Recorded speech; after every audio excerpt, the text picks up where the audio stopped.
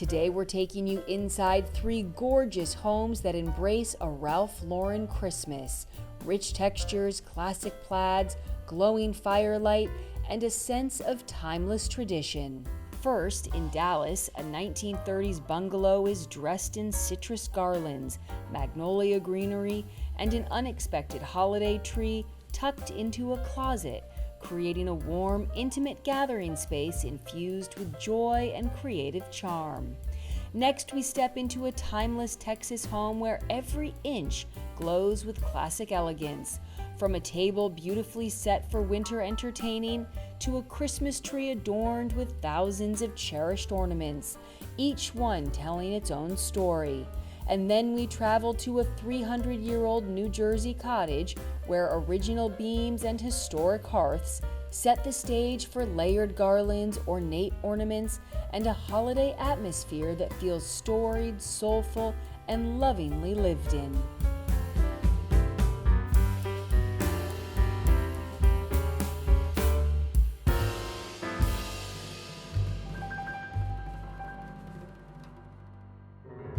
You're watching Homeworthy, where we believe every home has a story.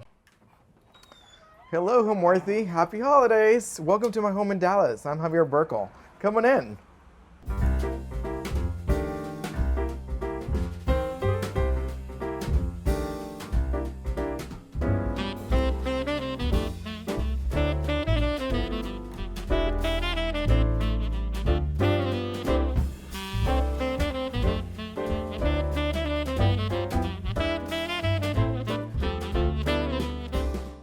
You're watching Homeworthy, where we believe every home has a story. Be sure to visit our website, homeworthy.com, to discover amazing furniture, art, accessories, and more, all handpicked by our editors to help transform your house into a home. All of the items are inspired by the episodes you see here on Homeworthy. Enjoy! Welcome back, Homeworthy. Super excited to have you all over again. This is going to be a different kind of version of tour house because it's now fully Christmas decorated. So I might repeat a couple of things, but I think it's all about the new holiday decor. So this house, I found it 7 years ago. I've been working on it since. It's a 1937, owned only by a few people, and I knew that I wanted to keep it with the same footprint, but I wanted to make it more livable for my lifestyle. So I didn't want to change any of the wall spaces. I just kind of wanted to create new spaces that were a little bit more functional. The house is a bungalow style, so there was a lot of potential to adding a lot of textures and patterns, and we raised a couple of the ceilings, and we changed, of course, the main areas like the bathrooms and the kitchen, just for it to be updated. But the main structure of it with the hardwood floors and the trim, we kept it all to the original of the house. Welcome to the living room. This is clearly the main room in the house, and I love the big impact that we were able to create with adding this garland going all the way to the ceiling.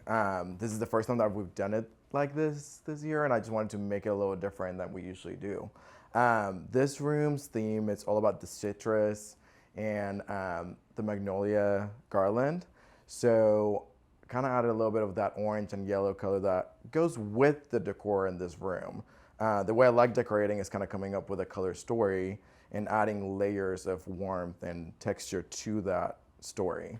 So the garland kind of goes with the Christmas tree and going into the same style ornaments. So we have all the fruits and like the green and blue color in the ornaments, and that ribbon that kind of complements the color in the fabrics in the room. So these are actually, some are real, some are not real. So I kind of wanted to mix it up. I love the smell of the orange with the clubs, which I do it yearly, and you'll see in the kitchen we have a couple of surprises in there.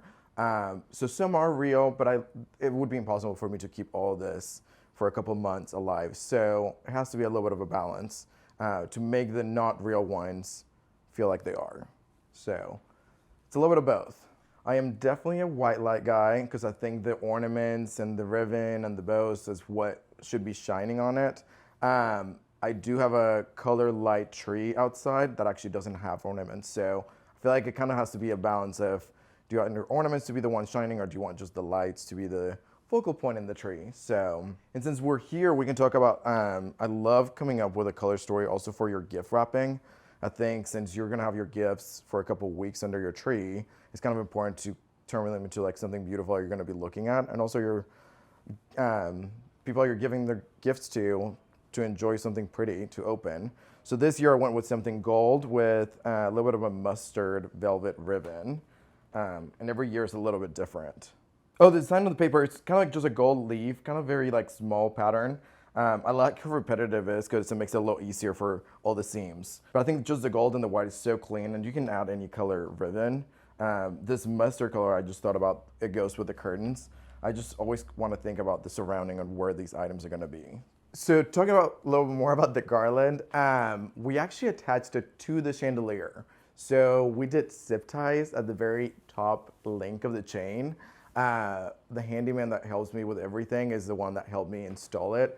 And I wanted to make sure that the chandelier could support this much weight. So we had to actually get an extra anchor on the chandelier to the ceiling. So they're all attached to the link. And then we did hooks in the corners that are attached with the red velvet bows. And I just think it's kind of like, it makes the ceiling go so high, and it's such a fun impact for this first room to walk into. And once you're sitting here with the fireplace, it just makes it so cozy, and I love all the texture on it. So walking into the fireplace, with all this garland, I usually do the garland around the fireplace. I thought it was gonna be a little much, so we just kind of like center it around the stockings. These stockings are just regular ones that I got online, but then I got this Samuel & Sons trim that I actually put on myself, just to dress them up. And again, bring the colors. It's not your typical like Christmas color, but I wanted to bring that orange gold color in the curtains just to make it all look very cohesive in the room. The emotion that I want people to have when they walk into the house is feel like they're special, when like that I put all this effort in making them feel special. I think when someone works so hard and like making it like kind of like fun and a little different every year, people kind of like, it's kind of like creates a game of like, what's new, what's exciting. People just want to hang out. So that's kind of like the main reason I love doing all this work. So for people to enjoy it and kind of come in and see what's the new thing and what's the change this year. I think it's the same thing about decor, kind of like when you change things around your house for your own, it's kind of like fun to go back in and like see what's different and like just create a little bit of a different energy of something that you've had for a while. So another important element that I love doing is changing the little shades in the chandelier. We do it twice a year. It's just kind of a fun way to change the color and the mood of the lighting. This year we did kind of like a dark red burgundy color that matches the velvet ribbon in the room.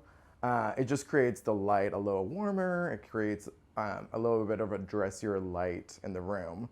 And that same ribbon color with the red kind of contrasts with the green and the wreaths, which I think the easiest way to hang a wreath on your window is through your rod. So that's kind of like the way that I did it throughout the house. And this room is green ribbon with just hanging the citrus wreaths on them. And it just kind of makes it a little bit of an extra layer when you're looking out. A very easy way to dress up a little scones or a little painting or a little wreath is just adding a little velvet ribbon. For these sconces, we just added the green one that we used in the windows, and it kind of just makes it a little bit more festive. It dresses it up, it gives it a little bit of a extra special little moment just in the light. We start decorating the day after my Friendsgiving, which is usually the second weekend in November. And it takes about a week and a half, on and off. But the Bungalow creative team comes over and we kind of have like a little bit of a pre-holiday party. And everyone helps me put like the major things up. And then the little details kind of just, it's by myself kind of as I go during like the next couple of weeks. Now we're in the dining room, one of my favorite rooms in the house. I love throwing a dinner party and hosting people for like a fun time, a good conversation, cooking, sharing a meal. This year, I kind of made a little bit of a change in this room and added a lot more metallics and golds in this room just to make it feel a little bit more glam and special. This table setting, actually, I just put it for a dinner party that I'm having for a couple of friends that are coming from out of town for my Christmas party this weekend. I think it's important to set your table in layers and it not all matching. That's the way that I like setting a table, just so it feels a little different. For this table, the one piece that I started with was this little plate from Ralph Lauren with the little teddy bear. I just got them and I'm obsessed with them. And this is where I started building the rest of the table from. Another thing that I did this year that's a little new, something that again brings kind of like the theme from the living room to the dining room is I did every guest's initials into the oranges. And so everyone knows where their table placement is. And it's something that they can just take with them. And again, it's all about those layers. This is actually a tree skirt that I used last year in my closet. And this year I'm using it as a tablecloth. I'll make sure it was clean.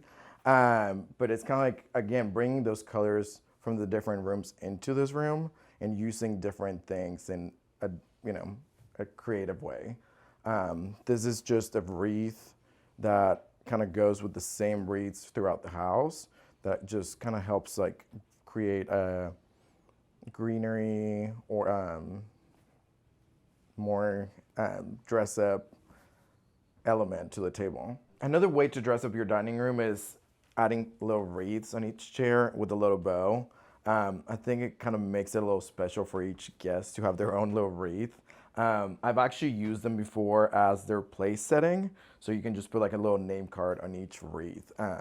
This year we're doing it a little different, but I love kind of like that dresses up your chairs. As I mentioned, the theme for this room was kind of like in the gold colors.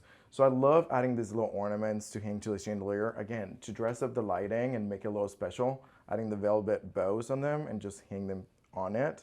All the ornaments in this room are in that gold, silver tone, all metallic. Kind of dress it up, make it a little more glam.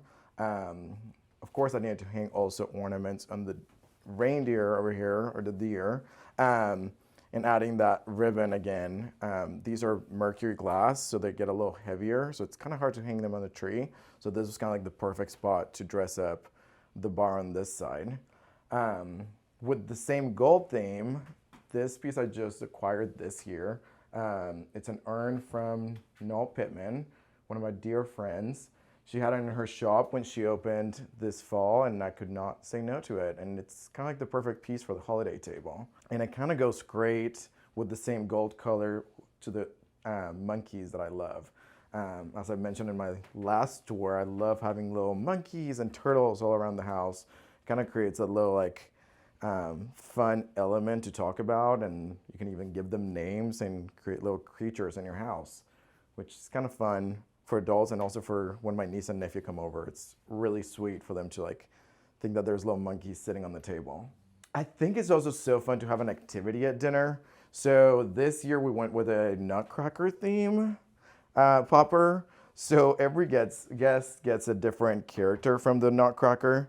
And I just love them. I think it's so fun, and I think every single guest always kind of has a great time with them. It's kind of like a fun surprise, and it's a conversation piece.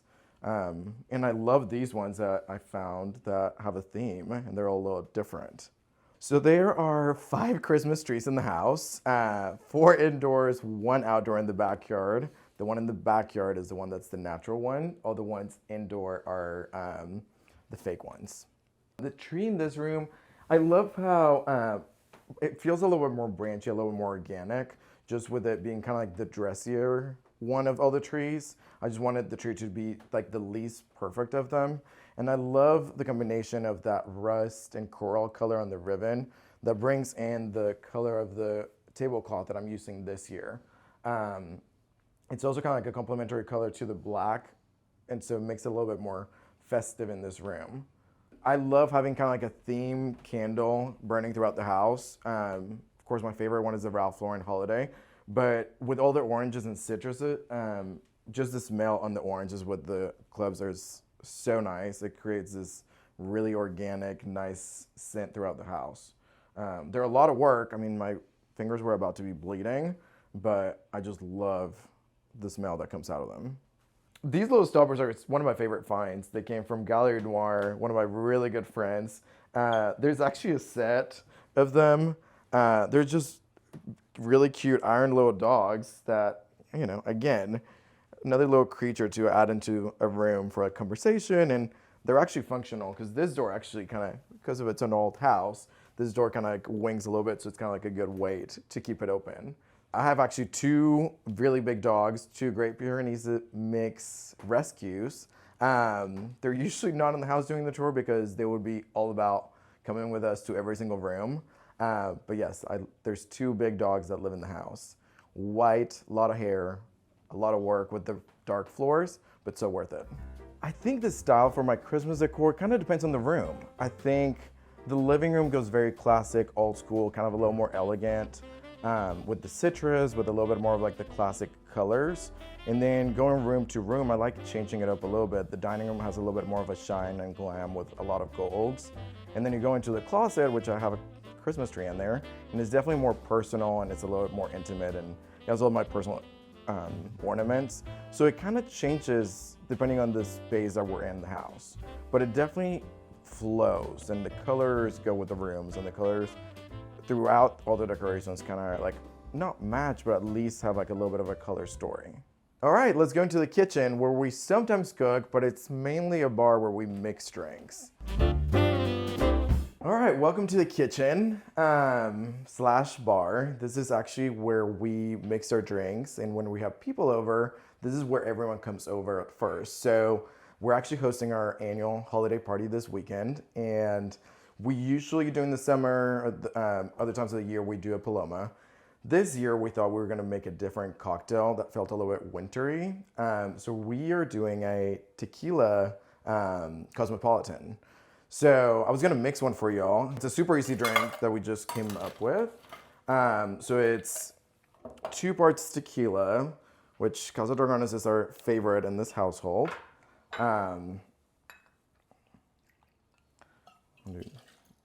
Tequila, 1 part Cointreau,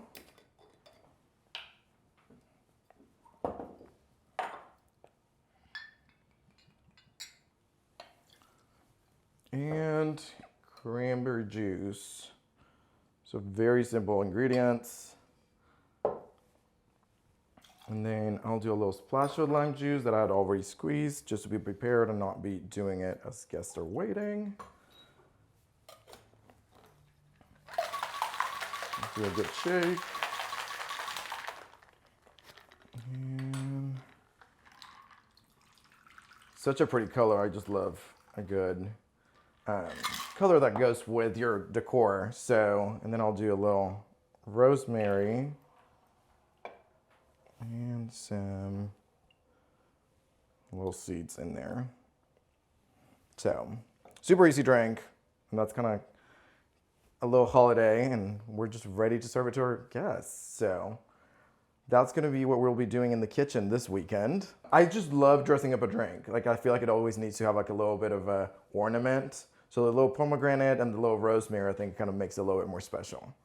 I mean, I think that tip number 1 for hosting a party when it's a big group is just making sure that everyone feels very comfortable. So make sure that they feel fine opening your fridge, or you have an open bar where people can mix their own drinks.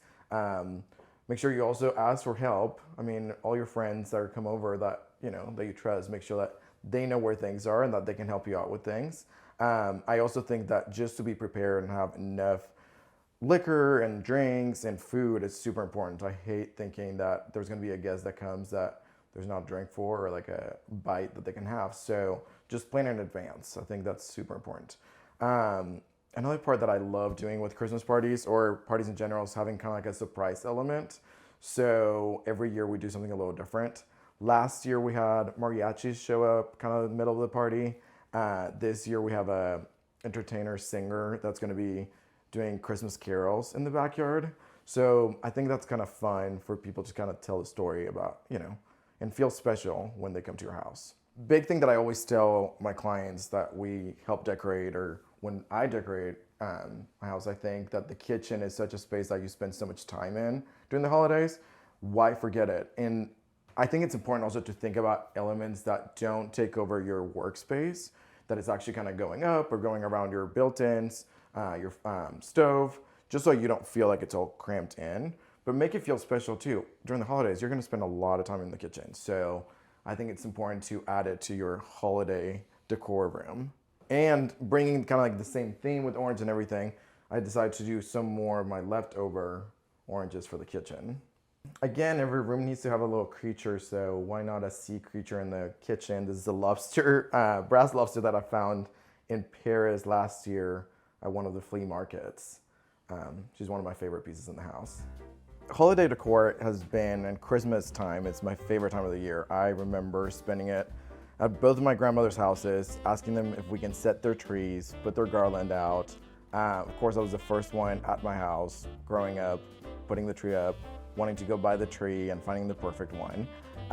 It was definitely something that I enjoyed doing as early as beginning of November, just to get everything set up and enjoy it for as long as we could. Clearly I do it here too, and at my house I guess I go a little overboard, just because I love having every single room have a little bit of a mood. So it's so fun. Now let's get into the bedroom area. Let me show you a couple things.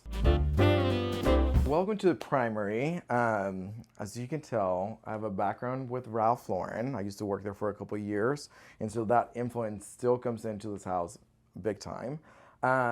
In the bedroom, I kind of wanted to still make it feel very cozy. It's still holiday, so a very easy way to do it is just changing your bedding. I think just adding a little bit of a plaid with your normal bedding. I mean, this white sheets with the black blanket is what we have year round, but adding a little bit of red with the plaid is always so much fun, and you know, it's kind of nice to change it a couple times a year just to make it feel a little more special. Also the bedroom, I think it's kind of like a place it's fun and cozy during the winter, so adding a couple of wreaths to the windows with the easy ribbon hanging from your rods. It's such an easy little add-on that makes the room feel so special. I think a bedroom is so important to keep clean, actually. I love having it like picked up all the time because it's kind of like my relaxing space. And so whenever you come into your room, you shouldn't feel like stressed that you need to be cleaning up or picking up things. So most of the time, a little bit of my mess is in the closet, but the bedroom I try to keep up as clean as I can and make the bed every day. I love having a lot of pillows on the bed and adding a lot of layers and patterns to all the accent pillows. I'm a very easy bed maker. I just like folding my duvet in 3 at the bottom, blanket and sheets, and then a ton of throw pillows on there. One of my favorite places to sit at is actually in the bedroom. So I love having some comfortable chairs in here. These ones I found at Scout this year actually, and the color was already perfect. This is a place that I love coming and putting my shoes on, having a seat at the end of the day and watching a little TV. And then I have my little third eye to keep the evil eye out of this house. So I got it in Greece a couple years ago, and it kind of just, it's a fun little piece to keep in the bedroom. Another piece that I love in this room is this little camel stool. I found it at Round Top a couple years ago, and I just thought it was kind of like the funniest little thing. And it's actually very comfortable to put your feet up. It's funny because it actually, if you lift a little cushion, it kind of folds up, which is kind of really fun. I don't know if someone was traveling with it or where it came from, but I just love the little, again, creature that it turns into. So another element that I love doing in any room is using the ceiling as the 5th wall. In this room, I decided to add this plaid that has a little bit of a dark gray black pattern on it. It just creates that extra layer of kind of luxury and coziness in any room. I love painting the ceiling. I love adding wallpaper to the ceiling, adding medallions. It's kind of like that extra special moment that, you know, if it's just white, it kind of just disappears, but there's so much more that you can do with it to create another design element.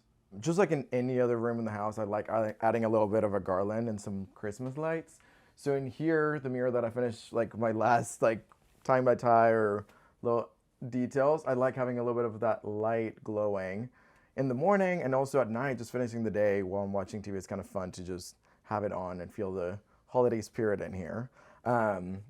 Also, I like changing the pillows. That's such an easy way to like create a little decor just with the bedding. Just adding a little bit of an accent in your bench in your bedroom or like a little blanket just to throw it. It's so easy to just add a little bit of a holiday motif in each little corner.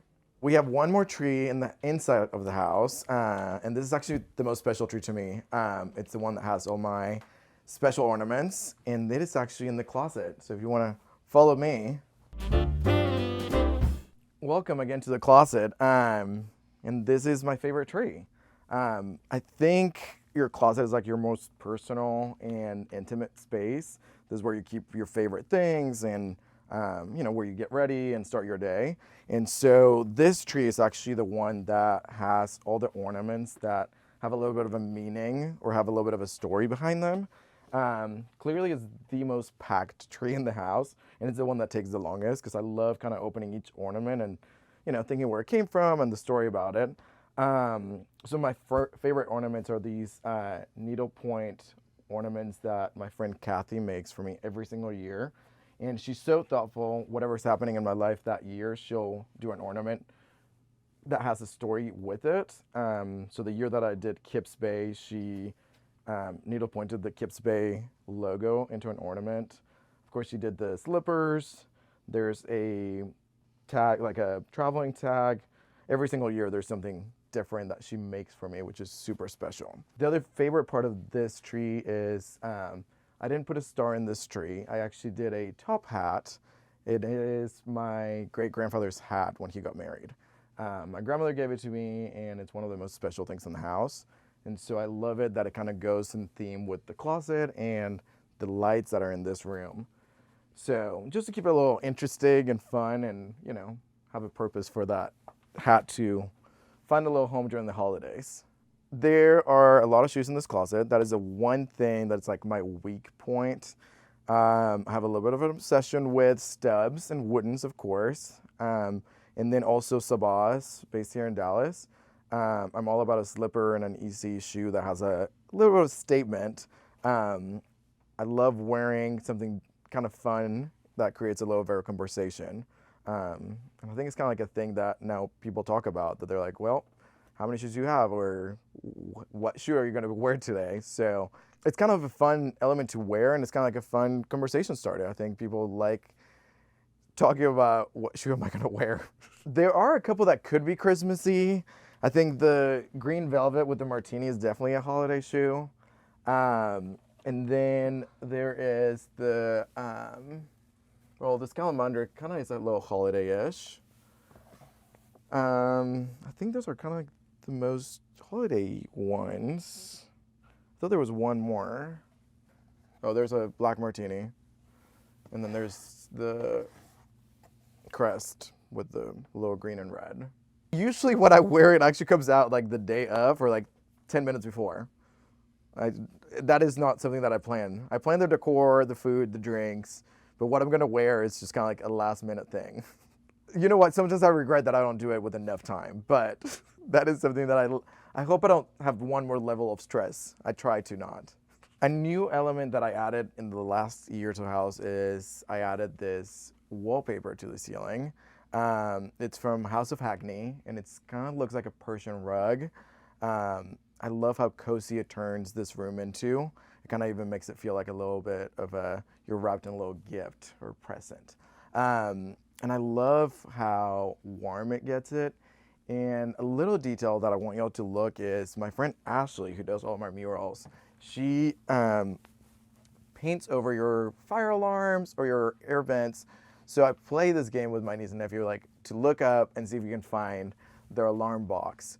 It's actually complete camouflage when you look up at it. So it's one of my favorite patterns. All right, let me show you a couple of things in the den, which is actually the second bedroom of the house. I decided to now have a TV in the living room, and so I turned the second bedroom into my den / kind of like cozy watch TV room. This is one of the rooms that I spend the most time in. It's super dark and cozy, and it's kind of super easy to just lay down on the couch and watch a movie for hours. So again, this is another pattern in the ceiling, fifth wall. We went with a blue theme in this room. And then for the holiday decor, I decided to do a black watch pattern. So all the ribbon in the tree, the ribbon in the wreath, and the pillows in this room are all black watch. Again, very influenced by a Ralph Lauren preppy look. So in this room, I love, it's very personal and I love the art. This is a painting that my grandmother did of herself, so it's her self-portrait. And she was an artist, and she painted her father, who is my great-grandfather, whose hat is on the tree. So it's one of the paintings that means the most to me, and I barely got to meet him. I was very young when he passed, but everyone in the family says that that's who I remind them the most, so I love that connection to him. All right, let me show you something real cool. This is a TV room, but I also don't want it to look like it's a TV room, so I have the Samsung frame, and I got this easel made just for it to look like it's standing on like a wood easel and not just the legs or hanging on the wall. I just wanted to make sure it looked like it was a piece of art. Before we head out, I'm gonna show you the bathroom. This is a project that I did a couple years ago where we remodeled it and recreated the space, creating a wet area and then using these vintage antique chests, turning them into the vanities. This is a mural done by Ashley Braithwaite. She was in here for about 3 weeks painting the walls, and she came up with this theme of English garden. I love the colors that she used. It's all about that green, beautiful color with a little bit of a gray that brings in some of the subway idea, you know, old school. I love adding eucalyptus in the shower. Either it's hanging from your shower head or having it in a base. It just makes it feel like it's a little spa, and it smells amazing in here when the steam is going. This is one of my favorite spaces that we've created in this house because it kind of completely reworked what the old bathroom, the single bathroom that was in the house for the primary, kind of created a space that's a little bit more functional. Wet area, it's kind of really nice and functional. I love that this shelf kind of holds some of the things that I use daily. And I love having the candle lit in here and just holding a little plant, and it turns into a little moment to make it feel a little more special in here. It's all about those layers, including in the shower. Welcome to the pool house. So this is where we host our parties in the summer, but also in the winter. We've turned it into another little Christmas moment.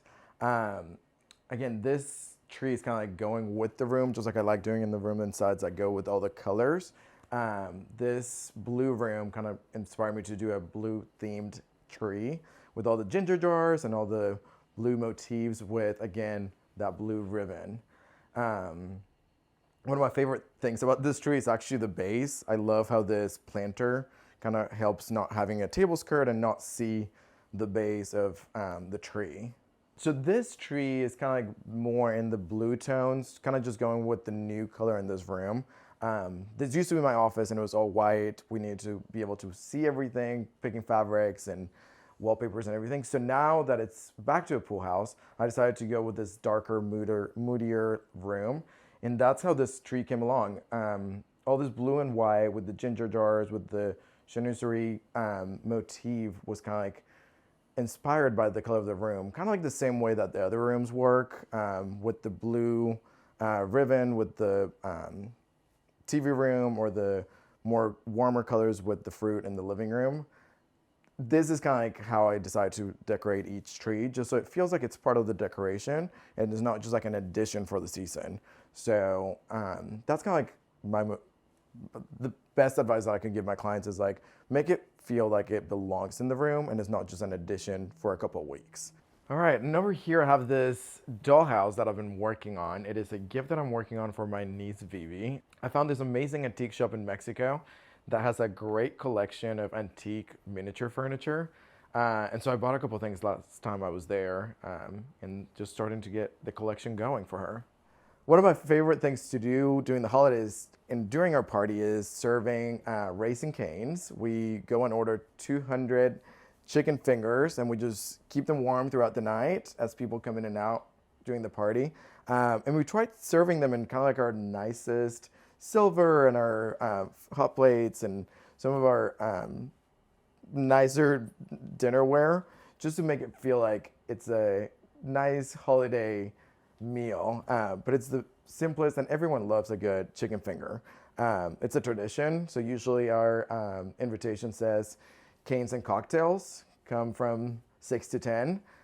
We just love having that tradition and everyone knowing what they're expecting to eat that night. And then I don't have to cook. I don't have to cook anything. I just go pick it up.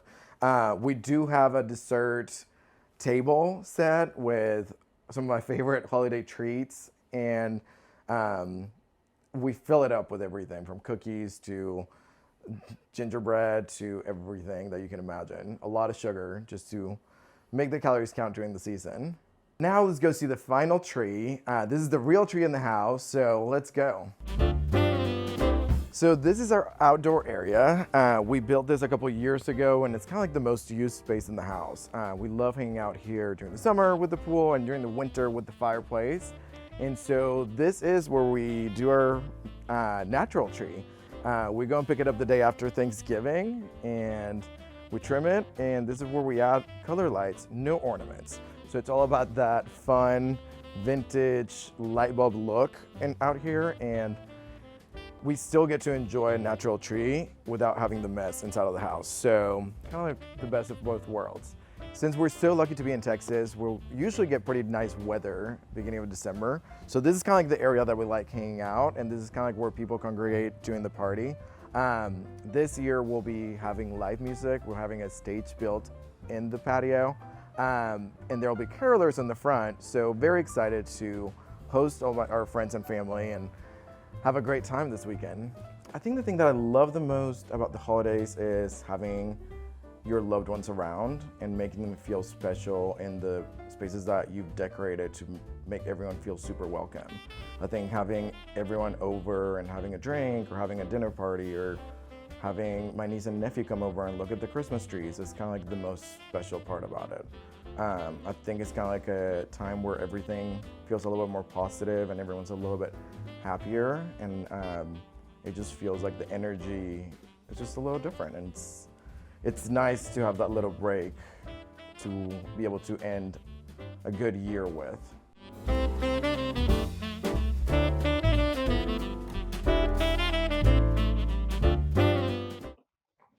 Hey Homeworthy, I'm Bob. And I'm Matthew. Welcome back to Castaloma. Come on in, we can't wait to show you what we've done to the house for Christmas.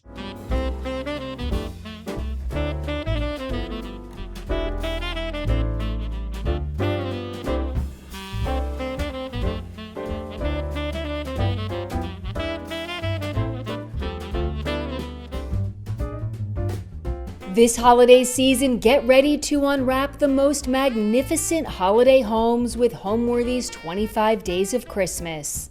For the month of December, we'll take you inside the most heartwarming houses, decked out for the holidays in true festive fashion. From twinkling lights and elegantly trimmed trees to sparkling ornaments and cozy holiday charm, these homes capture the warmth, wonder, and beauty that make this season so special. So join us as Homeworthy celebrates 25 Days of Christmas. The magic starts now. Raise your glass. Cheers! Merry Christmas! Happy holidays! You're watching Homeworthy, where we believe every home has a story. I'm Bob Gibbs, welcome back to Castaloma.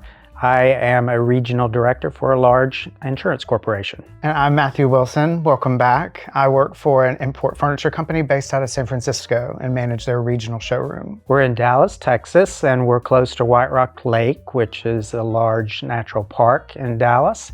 We're about 5 minutes away from the lake, and the area is a cluster of traditional homes of Tudors, Mediterraneans, and then the newest addition to the neighborhood are teardowns of big white modern farmhouses. So we got a lot of everything in this neighborhood.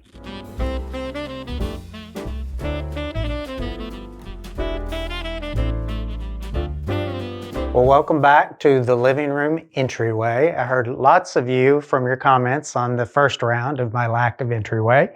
Still don't have one, so we do the best with what we've got. Really, the only portion of the sitting room that we decorate is the mantle. And as you can see, that's probably enough. There's a lot going on in this mantle.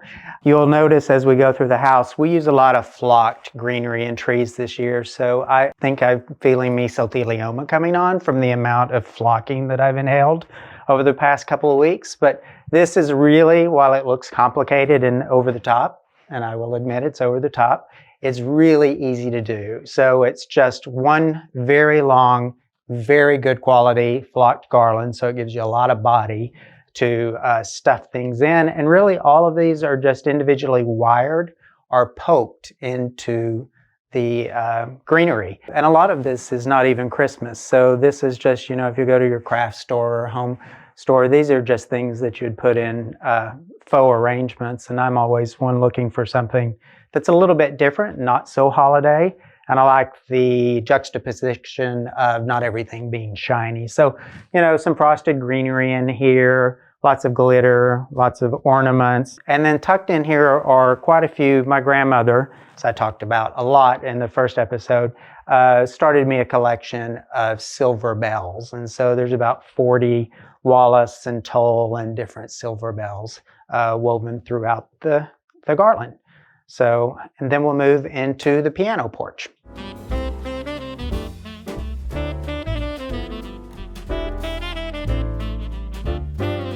All right, we're back into the music room, or as I affectionately call it, the piano porch. And I'm a big fan of tabletop trees. So if you haven't tried one, you should really do yourself a favor and try one.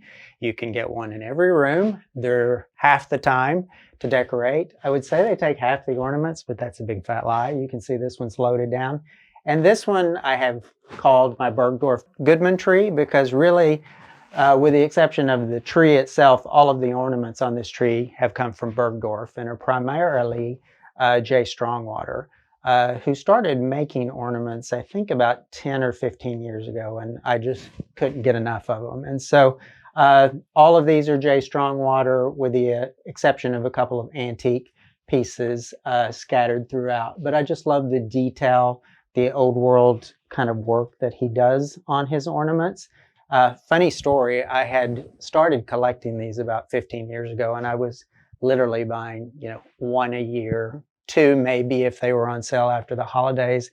And I had my family over, my extended family over for Thanksgiving dinner, and the house was decorated for Christmas and a different tree, but I had started this theme. And one of my cousins said, "Tell me about that ornament." And I said, "Well, it's a designer named Jay Strongwater." And she said, "That looks expensive." And I said, "Well, they're not cheap, but you know, the quality did the spill." And she just kept pressing and finally asked the price. I'm not going to tell you, but her response is, "I could have bought a washer and dryer with that." So it's just funny that, you know, as your collections grow, I try to buy less and buy more quality. So every year I'm buying fewer ornaments, but I just try to up the game. So that's my recommendation. Find a designer of ornaments or something that you like and just build that collection over a year. There would be no way I could go out and buy these or afford to buy these all in one fell swoop. So I just love this tree because of the whimsy of the animals and kind of the old world candles and everything that comes along with it. I just think the work he does, you know, with the beading and the high-low effect of his ornaments is just gorgeous. We live in a 1928 Tudor revival, so it's one of the original homes to Lakewood, and our personal style is transitional, so we do like a lot of antiques. As you saw from our original episode, you'll see it at our antiques and collectibles that we use at Christmas time. So it's a little mix of everything, a little bit of modern and a little bit of old.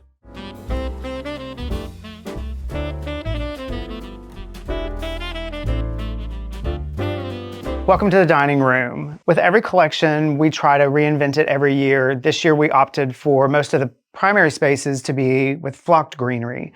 This is a beautiful flocked 7.5-foot tree from Porch View Home. Porch View Home Last year I came across them when we purchased the family room tree. And one thing with these collections is that they're very heavy. All these beautiful Polish glass ornaments have a weight to them. And for years, I always enjoyed using a fresh tree, but fresh trees don't typically give the rigidity that's needed for a collection of this size and have it decorated at this density.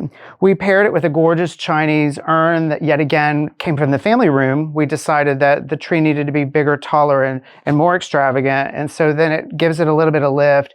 It makes it not look so aggressive on the floor, but it's a really beautiful trick to use what you have and then also finish the tree off. Years ago, especially with all these great Christopher Radko, years ago in college, I worked for a wonderful store. And we were, in those days, starlight dealers were a big thing for Christopher Radko. And we were a starlight dealer in Oklahoma City. And I really started to hone in on things that I loved. And all these great Santas, this collection is a combination of both Bob and I's collection on the flocked. We have our little Mabel, our little miniature dachshund here. She's not Christopher Radko, but she's pretty special. And then we've added over the years, the ribbon, the poinsettias, everything that helps tie the tree to the room. I'm not a firm believer in that your tree has to match your room, but I do believe that there should be an element that coordinates the room to the tree. Hence, we added this gorgeous cinnamon and chocolate and gold ribbon, which also communicates back through all the furnishing and all of the upholstery in this room. Favorite ornament on this tree for me would be, we've got two different ones. We've got a great strong water dove here, which I absolutely love. I love the colors. And then I love all these great, like this Patricia Breen Peacock Santa. She is just so beautiful.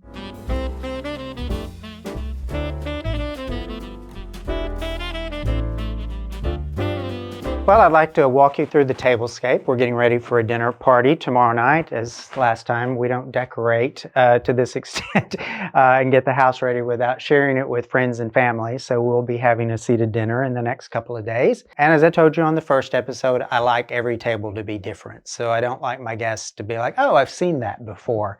It's getting to be challenging after a couple of years. So we'll either have to keep buying or recycle and hope their memory's not so great. So this year for the holiday table, I had this skirt made. I wanted a more tailored tablecloth that extended to the floor with the inverted box pleats in the middle, whereas when people sit, it gives a little bit of give where the whole tablecloth is not creasing under. And then lots of comments from viewers last time about they loved the tablecloth that was on that table, but it's in practicality because of the raised petals. And so I heard you and had one made that's a little more practical for you. The setting of the table, again, formal. We're not casual people. So all of the silver, including the chargers, the candlesticks, and all the flatware is Wallace Grand Baroque. And then I've had these sterling silver Coptic crosses for years that are scattered along the table. They're really not holiday. I bought them in Santa Fe, so they're really more casual, just decorative. I've never used them other than holiday. I think they make a nice addition to the table or a mantelpiece. So you'll see them scattered through the table. And then the settings themselves, I like to mix the china where I can, where everything is not so matchy-matchy. So we have, the base, this charger is not Wallace, that is Gorham. And then the dinner plate is Lenox. And then the salad plate is Fitz and Floyd St. Nicholas, which I'm not sure they make that anymore. And then this table can get a little busy quickly. And so I just went with simple archival Fostoria with gold wind glasses, and then just a little bit of shine with the ribbon throughout the table. So we like it. And then for the flowers, I wanted something a little more Della Robbia. So mixing the roses, the hydrangeas, the fruits, and the sugared fruit. Just thought it kind of elevated the table a bit. And then just to add a little bit of extra fun, added wreaths to the back of the chairs. These could not be easier. These came from Hobby Lobby. I think they were $2.50 a piece. A velvet ribbon, also from Hobby Lobby. I think 3 rolls was $5. Couldn't be simpler. Just get you some straight pins, build your bow, and then just straight pin them into the back of the chair. They don't show, and it gives you an elevated view that's fun just for the holidays. All right, so now if you'll follow me, we'll go into the butler's pantry and then on into the kitchen.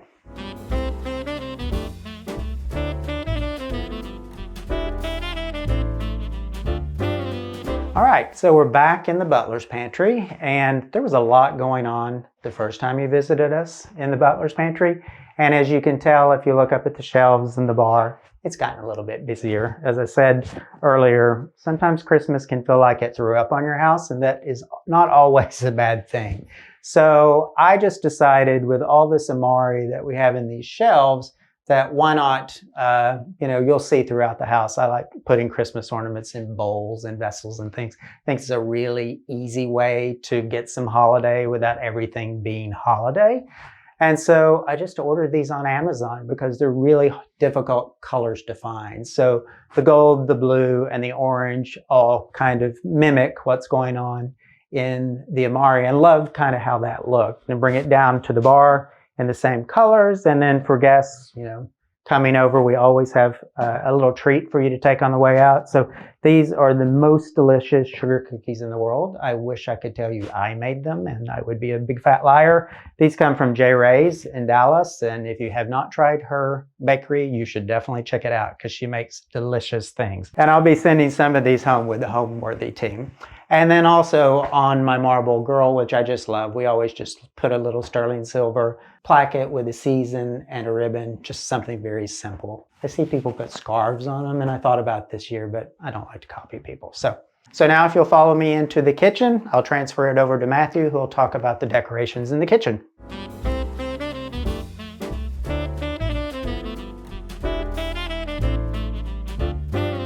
Welcome to the kitchen. Bob walked you through the dining room and the butler's pantry, and now we're in the kitchen. The kitchen, especially since our addition a year and a half ago, has become more of the heart of the home because it connects not only the dining room to the family room, which we'll get to next. The kitchen, I think, a lot of times presents a problem for people in decorating for the holidays. Many times counters become inundated with things and stuff, and much like we were speaking of earlier, Bob and I like to edit our collections where they seem more purposeful and they seem more confined.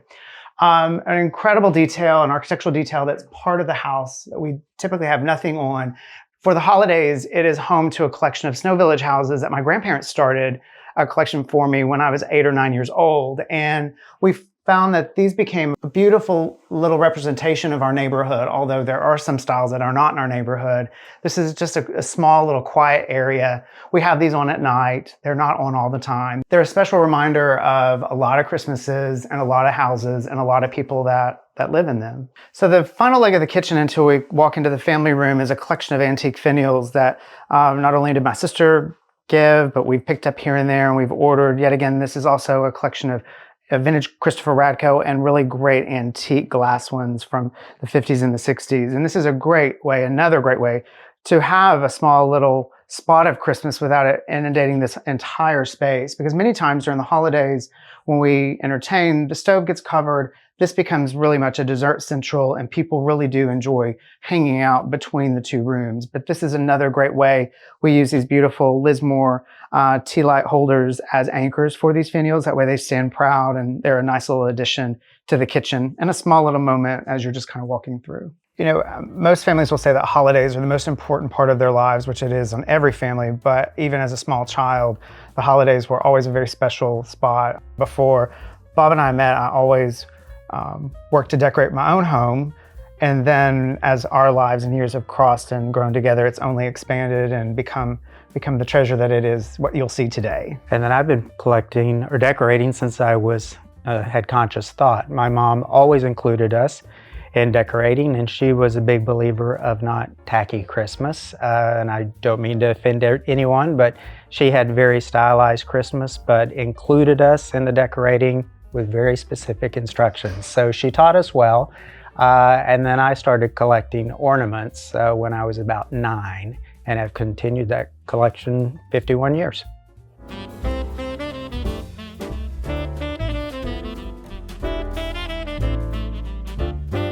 We watch a lot of episodes, and I find a lot of different adjectives that people use. This is my favorite. This is the most extraordinary. This is very special to me. And I think all three of those words exude this tree. This tree is 40 plus years of collecting family heirlooms, antique, new. And then of course they're hanging on, again, a beautiful porch view home Christmas tree. This is a 9.5 foot one. Of course, many trees and many years, I like to add a second set of lights. I did to this one. We didn't add any additional lights to the other trees. We felt like they had adequate lighting. But this tree, I believed it needed a little more sparkle, a little more density of light. And as you'll see, these little faceted lights were added from tip to base. There's over 22 to 2,500 ornaments on this tree. They range in antique Polish, antique Czech, Christopher Radko, Patricia Breen. And if many of you know, Woolworths was credited as the first American retailer to bring all these great shiny bright ornaments originally to America. These were always treasures of Europe, and F.W. Woolworth decided America needed these. And I think the first set that I ever saw, my parents had a set of 12, and they were in this great box with beat up cellophane. And there were these wonderful little reflectors, and they were my favorite as a kid growing up. And so as I started and as I became an adult, I would continue to add. Then the joke happened one year, unfortunately, with the pandemic. We had a joke here at the house, either at the door, whoever was ordering dinner jackets or Christmas ornaments, whichever was the volley, because I kind of went a little overboard during the pandemic buying a lot of these old vintage ornaments. You'll see a few of them, like this great new one. Christopher Radko started a new company called Heartfully Yours. This is a beautiful hand-painted, hand-glittered, and hand-crystalled ornament. I have about a dozen of those, but the primary ornaments on these are either vintage, Christopher Radko, and antique. Of course, last year I added, as we talk about, the collections stay the same, but we try to add something or try to make something to elevate or to make it different. These large crystal icicles we added last year. I thought the scale of that oversized icicle really gave it a lot of depth, paired with the little shorter one. Those are very inexpensive and easy to add to any tree. I think with a tree this size and with the density of what's on it, you just have to have a little bit of patience and have to understand that what you start, you have to finish. And so in this room, we set up a 10-foot church table in the middle of the room, and about 35 to 40 Rubbermaid tubs come out of our attic, and they all get organized on the table, and one by one, ladder here, ladder there, the tree gets finished, which takes better part of a full Saturday, a Sunday afternoon, and then I work on it this year I worked on it about a little bit of 5 evenings during the next week. And then finally I said, Uncle, that was enough. Then we topped it off with these great antique clip candles. I think they're really great. I think they add a lot of dimension and a lot of geometry where everything is not just hanging straight down. And also the whimsy of everything. This octopus Bob gave me one year for Christmas. There's just something for everybody to look at. I love this black nutcracker. My mom gifted that one year. There's a couple Santas on here that Bob's mom gifted us as well. I just think, a family tree should be filled with all these great memories and a little bit of whimsy. And it does make the whole room sparkle. The one thing that I attribute and give a big compliment to my other half, Bob, is he is a huge proponent of change and a huge proponent of let's try something different. I personally like to set a space and live with it for a little bit. And he always pushes me outside of my comfort level that we could do this or we could do that. And then we start thinking about it. These chairs, you'll notice, are different. We had an antique pair of English chairs here before. They really just were very impractical, although they were covered in that wonderful period jacquard tapestry. These are much more comfortable, and they actually allow people to sit in instead of perch on. These are a gorgeous cut velvet, ebonized mahogany from Taylor King. Taylor King is an American-based company out of North Carolina. They make an extraordinary upholstery line. I've used them several years over the years where I've worked, and they actually help balance out a lot of the scale of the room.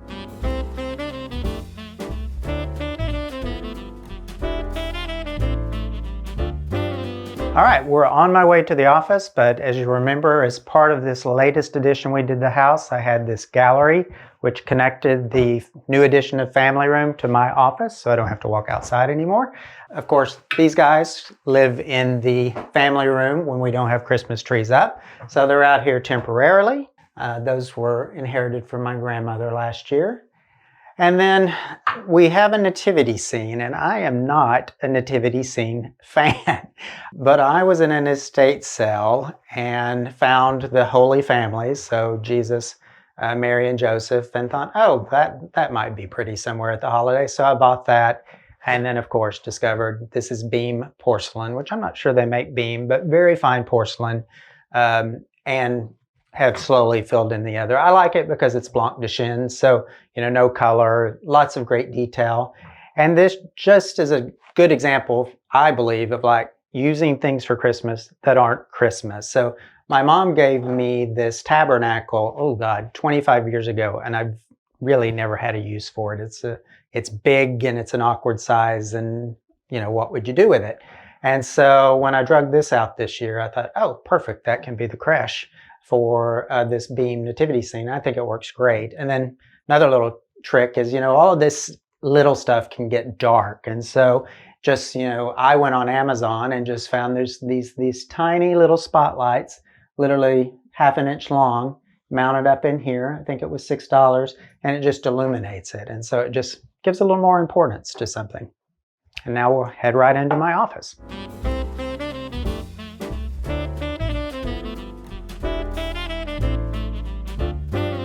Well, welcome to my office. We didn't get to see this room on the tour last time, and I feel incredibly fortunate. I work from home, and of course through COVID, everyone worked from home, but it is such a nice luxury to have a dedicated office. This is also somewhat separate from the house. Until we did the addition, it was completely separate. I walked across the yard to come to work every morning, which is fine until it's 12 or rainy or whatever it will do in Texas. So now the gallery connects the two, so I never have to leave the house to come to work. So very convenient. This, I thought, I'm a big proponent, as you heard from the first episode, of like continuous color in the house and like adding an accent color. So flow through of color. I broke rules in this one. I just decided this is work, and it's going to be a completely different color story. So it is, in my mind, when I open that door, I'm coming into a new workspace. So all blue and white in here. And funny, I don't really like blue-white. I didn't, now I do, until about 3 years ago when I started working on this room. So this was originally a bedroom for guests, and then I took it over as my office. Funny story, there used to be a bed back in this area, table and chairs here, and then a sofa and a pair of chairs. And I had an employee over one day, and we were going through some spreadsheets and some proposals we were working on. And she got up, and she's a dear friend, so got up from the chair and like threw herself on the bed, spread out her laptop. And in my mind, I was like, bed goes tomorrow, and it did. So reconfigured this more as office. So now if I have a team that needs to come over to discuss a project they're working on, I can set 4, I can set 8, we can have lunch, we can work all day in here very comfortably. So really happy with how this room turned out. Art on the wall, I talked about this artist in the first episode, and you saw her work going up the stairs. Carmen Menza, this is one of her larger installation pieces, which I just love. And then the back wall here, I was at our favorite antique store, Nick Brock in Dallas. You should go visit Nick if you've never been to his shop. It's museum quality stuff that is just mind-blowingly beautiful. And he had an installation of these Italian brackets and these faience animals. Now, the pricing was well beyond Bob's means. And there was a reason for that, very fine porcelain and much better brackets. But I thought, you know what, I can take that, and I bet I can replicate that for not that much money. And I came home, got on eBay, and in 2 days, all of these were purchased. And in a week, they had all arrived and all went up. So, you can see something, and there's high, low. So, even if you can't afford something in the shop, you might get an idea. So look around and take your cues from there. I'm out here a lot. Matthew can attest, he'll come home, I'll be out here working, he'll cook dinner, I'll come back and work some more. So I wanted this space to have a holiday feel as well. In years past, I've always done a tree right here in front of this mirror because I sit here, laptop up, camera, and catches the tree. And this year I thought, let's do something different. We got these really great Chinese containers last year and really haven't found the right place for them as of yet. So, why not stick a Christmas tree in them? And even better, why not stick 2 Christmas trees in them? So for balance in this room, I did 2 Christmas trees. These trees could not be easier. If you don't think you can decorate a Christmas tree, you're selling yourself short. Now I'm going to give you a tip, and Matthew didn't give you his tip in his other two trips. Normally when you look at a tree, it's in front of a window or there's a light source behind it and you can see through the tree. I hate that. It makes the tree look not full. You see, especially on an artificial tree, you'll see the armature sometimes. And so we stuff all of our trees. So if it's a green tree, it will get stuffed with more greenery. It will get stuffed with tacky glitter tinsel, because when you stuff it in there, the light just catches it behind an ornament and gives you a little twinkle. So this one has, and you'll see it in another tree, this just has batting that you would use to make quilts, and it is just stuffed into this tree so you don't see through the tree to the back wall. So it makes them look very full for really no money. I think a bag of bunting is about $5. And then the rest of these, I'm going to give away my secret. I didn't have these trees out here, and so I just thought, well, I'm going to put up some trees this year. There are a couple of handmade ornaments on here. The rest of them are shatterproof, which is our new fancy way of saying plastic. So there's a lot of shatterproof on here. But, you know, you can't help yourself. There's some J. Strongwater, some old diorama ones from Germany. So, you know, again, you can build your base out of something very inexpensive and then just layer on a couple of your more special pieces. The theme of our collection stays the same every year. It's very traditional, but every year we do something slightly different, either placement of trees, what ornaments go on what trees in what rooms. But I would call this a very traditional Christmas. And many of the things stay the same. So the family tree behind us is a little bit of J. Strongwater, lots of Christopher Radko, and then vintage German, Czech, and Polish ornaments that we collect throughout the years. So this year, you know, we did change up some trees. Some trees are exclusively one designer's ornaments, where you could see it in its totality. So we tried to group the collections this year instead of spreading it through the house.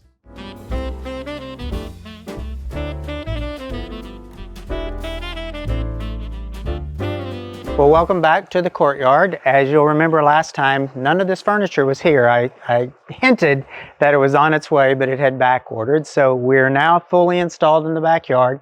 I have to say, you keep coming when the landscaping is not at its best. You came in the winter or early end of winter last time, so not much blooming. And now we're heading into winter again, so not much blooming again. But we decorate outside because during parties, this is a great spillover for people to come out, you know, make themselves at home, bring food, drink out here. So new this year to the patio, all of the patio furniture is Peacock, outdoor hospitality grade.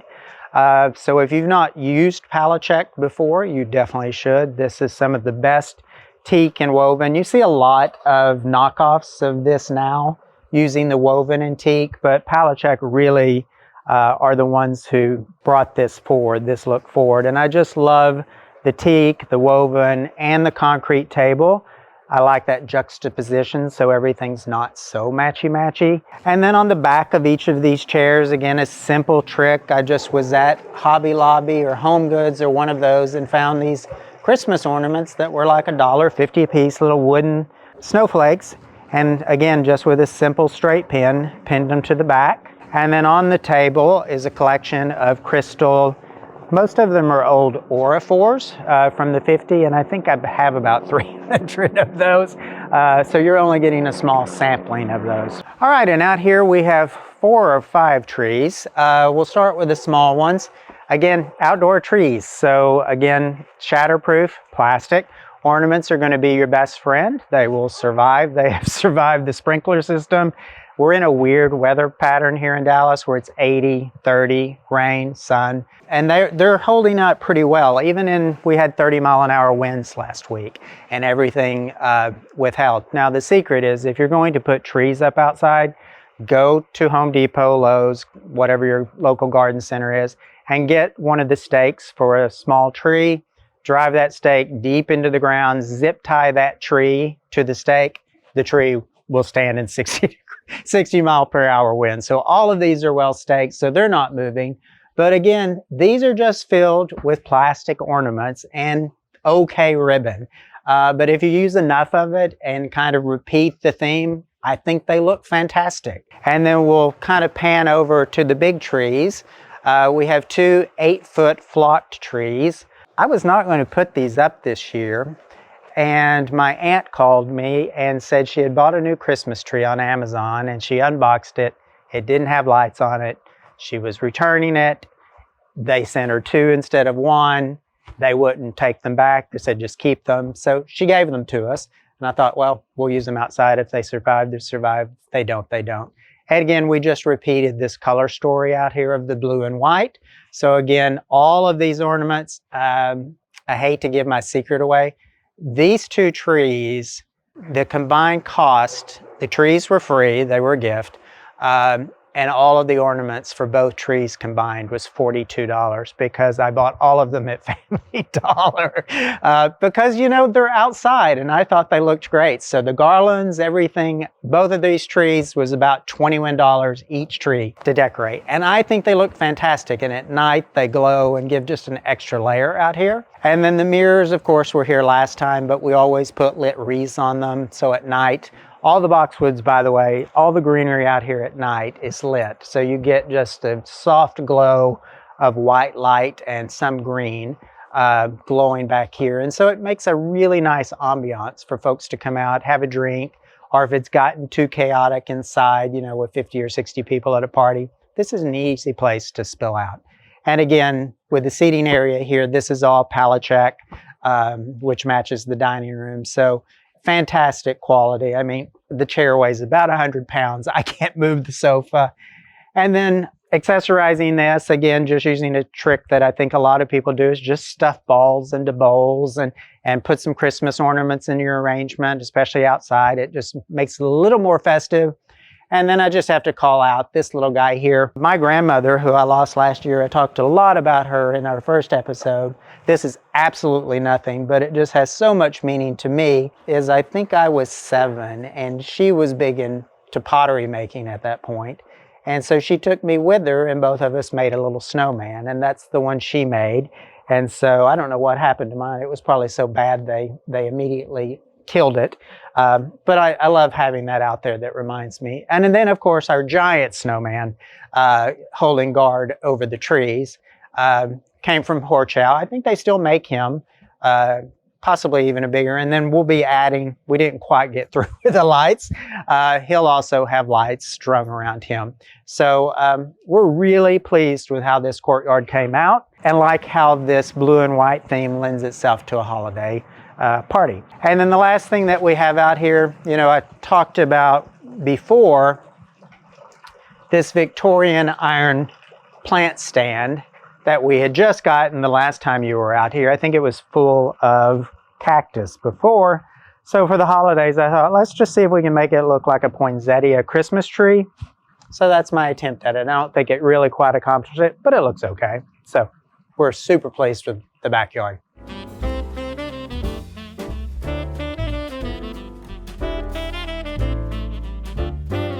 All right, so welcome to one of our guest bedrooms. You didn't get to see this room in the first episode, so I'm glad y'all are back to catch this one. This room is a problem for Bob. When I moved into this house, this was the primary bedroom and looked very different. I had a different aesthetic then. The problem is these are 100-year-old plaster walls, and this room particularly cracked every year. And so every year, plasters came out, scraped all the crumbling off, replastered. Next year happened again. It's the hot and cold. And so I thought, I'm through with that. And so I did something that is very out of fashion, which is upholster the walls. So this is fabric on the walls. And I wrapped the entire room in this, I think, great chinoiserie gold and tan fabric. And really wrapped everything. So the settee is in the same fabric, the cornice over the bed, had custom bedding made out of it, and then just added in some matelassé and, you know, some Schumacher silk and wool just to kind of, you know, give it a little extra oomph. But I really like the glow of this room. I talked about how much I like gold in my first episode. So this is definitely our gold bedroom. And this is by far the most grandma room we have. And I don't mean that in a negative way. This is a lot of grandma's things. And so really all of the figures you see are the porcelain. I would say everything in this room has come from a member of Bob or Matthew's family. And so, this is I'm not sentimental about things, but I do come into this room and it does remind me of, where it came from and where she bought it and how she felt about it. So then, about 2 years ago, I guess it was in COVID when we had lots of time on our hand, we decided every room should have a Christmas tree. And so this room has a Christmas tree too. So when I was thinking about the tree for this room, obviously I like gold. There's a lot of gold in here, so why not just layer on more? So this is a gold tinsel tree. I talked about tacky Christmas earlier. I might classify a gold tacky tree as gold tinsel to be tacky.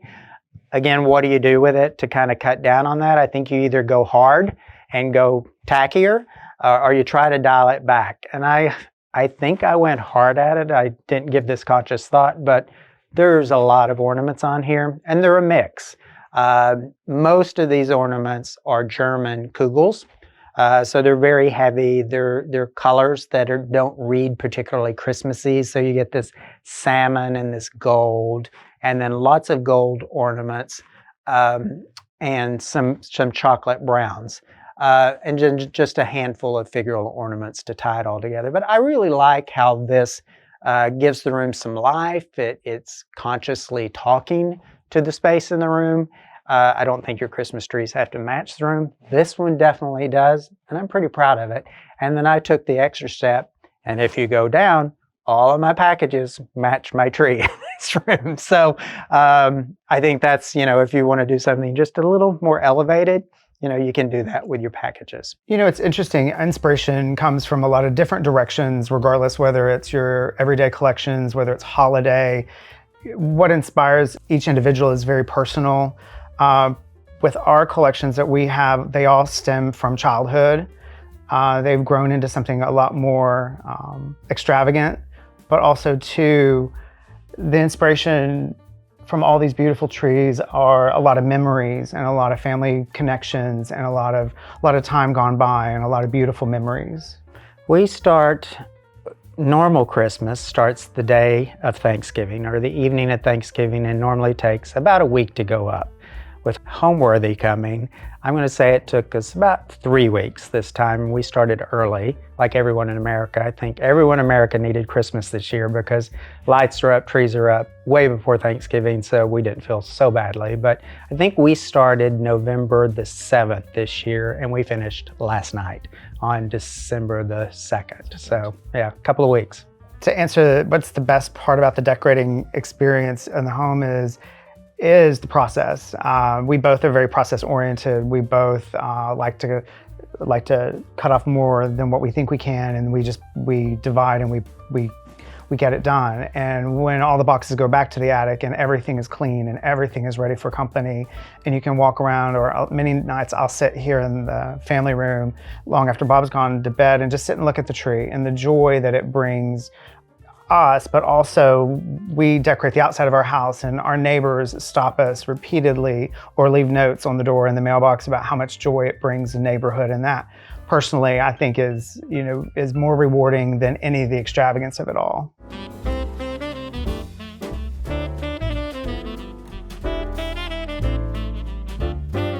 Welcome to our second guest bedroom. In the previous room, Bob commented about the first guest bedroom was the primary when he first moved into the house, and this room occupied our den. We had a great L-shaped sectional in here. We had the TV over in the bookcase. There was a couple lounge chairs, a great oversized coffee table. And this is where Bob and Matthew spent the weekend. This is where we spent the evenings watching TV. This is where we welcomed our little baby girl, Mabel, home. Anytime there was anything, this is where we gathered. The room had light on 3 sides, had big, beautiful windows, and it always was just a great space where you could look out on the backyard, watch some TV, and have a disconnect from the main world on the front of the street. After the addition was completed, this room was then redesigned back into a bedroom as it would have been in the 20s. We decided to do this wonderful pallet check canopy bed. This really gave a layer of casual quality to the room, and then paired with these great reproduction French chests. This again is another opportunity where the bed can get a little pricey, but these chests are front gate. They're very reasonable. We did continue the same thing on the walls and the draperies as we did in the first guest bedroom. The walls are entirely upholstered with matching linen draperies with great hem tape and a great fixed panel with these great bamboo shades. The one thing that we enjoy about the upholstered walls is that it gives a layer of privacy and it gives a layer of peace and quiet. Although the density of the plaster helps, adding a layer of batting and adding a layer of fabric to a room, it really becomes kind of a cocoon, which is great, which is really great. The artwork over the bed is a favorite of Bob's. We found a home for it there, which is a really, really, really beautiful piece. And then behind me, we can pan over, there's two beautiful watercolors. These are pieces that he painted many, many years ago. His own hand. These great Majolica plates are from his grandmother's estate when she passed. And then, of course, one of our beloved dachshunds at the bottom who's gone to live on, kind of rounds out this wall, which I think is a great collage and a great way to display similar colorways of art in a very, very structured way. One of my favorite things, years ago, I worked for a lighting company, and I would love to go on a haunt. These little sandstone mid-century lamps I found over at the local Salvation Army. If you are afraid of doing any of that, quit being afraid and go. These originally had bad walnut stems and these horrible onion skin shades. I think they were half of half. They were ridiculous. I think I bought the pair, told them to keep the shades, and I bought the bases. And then I took them to the workshop, had them take off the wooden stem, had them out acrylic, and then these great custom foil and silk shades were made. And in fairness, they stayed in a closet for easily 5 or 6 years because I never really had the spot for them. And then when we redesigned this space, they just found the right home, and they just are a really beautiful way. That foil shade casts the light up and down, which is, I think, very serene and very, very, very calming. As we round the room, the bookcase is original, but before it was only a 2-bay. The third bay, before the addition, was an enormous window that mirrored the ones over here on the other side. And this collection on the bookcase is of these great quill boxes. They're quill and ivory. We've got a great collection of bronzes and great Buddhas. They're just, it's just a great way. And as you can see, all the different pieces have their own personality. But one of Bob's tricks that I really like is that he wraps all the book jackets in similar paper. That way, if they're not books of any notoriety, you don't really need to show the spine, and you really need to quantify how busy all of the little collection is by something that's a grounding element. And I really like that trick. And that's what we have on this whole wall. Yet again, we decided we needed another tree in another bedroom, but much to Bob's credit, a tabletop tree is a great way to introduce a tree without it being so committal and so aggressive and it consuming so much of a space. And this is an enormous collection of antique Madonnas and Italian carved figurals and beautiful Zardozzi crosses. So this is all a very, very religiously themed tree, topped with that enormous J. Strongwater glass finial. Then one other thing that's very special to Bob, this nativity, his grandmother had an enormous collection of Fontanini, and in one of her powder rooms, she had a whole wall full of brackets that covered the entire wall, and that's how she had all of her Fontanini displayed. That way she can enjoy it year-round. It was not a seasonal item. It was something of her daily life, and when you went into that powder room, you saw this enormous collection, and during, when we had to pare down the estate, we walked through and we chose things that we knew that we might want to use for the holidays and in remembrance of her. And then lastly, great pair to anchor the great Palachek bed of these beautiful Palachek spa chairs in a beautiful Asian cut velvet with a linen ground. I think the cut velvet really elevates the woven quality. Many people think that woven furniture cannot be executed in a very refined way, that it's all super casual and it's only reserved for sunrooms. But I think when you do add a luxe fabric or a great trim, or you pair it with other things that are a little more dressy, it really elevates. And now we're going to walk through the house, and we're going to go upstairs to the primary. I think Bob's up there with our little girl.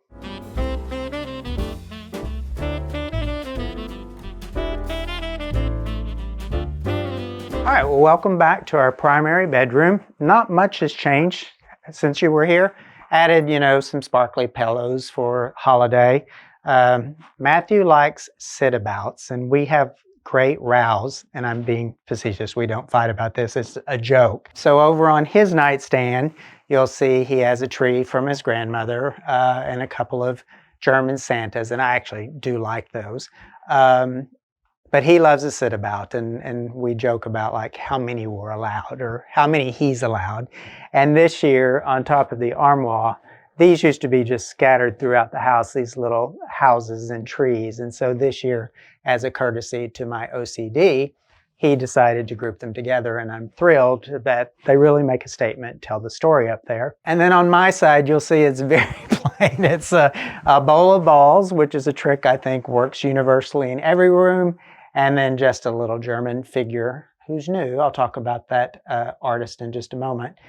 So very simple because, as I talked about last time, this being our primary bedroom, my goal is for it to be very warm, very layered, very tonal, but luxurious. So you accomplish that through, a different number of textures and shine on fabrics. You get a real heavy linen that gives you a different layer, and then the trims that you use on your chairs, pillows, and drapes.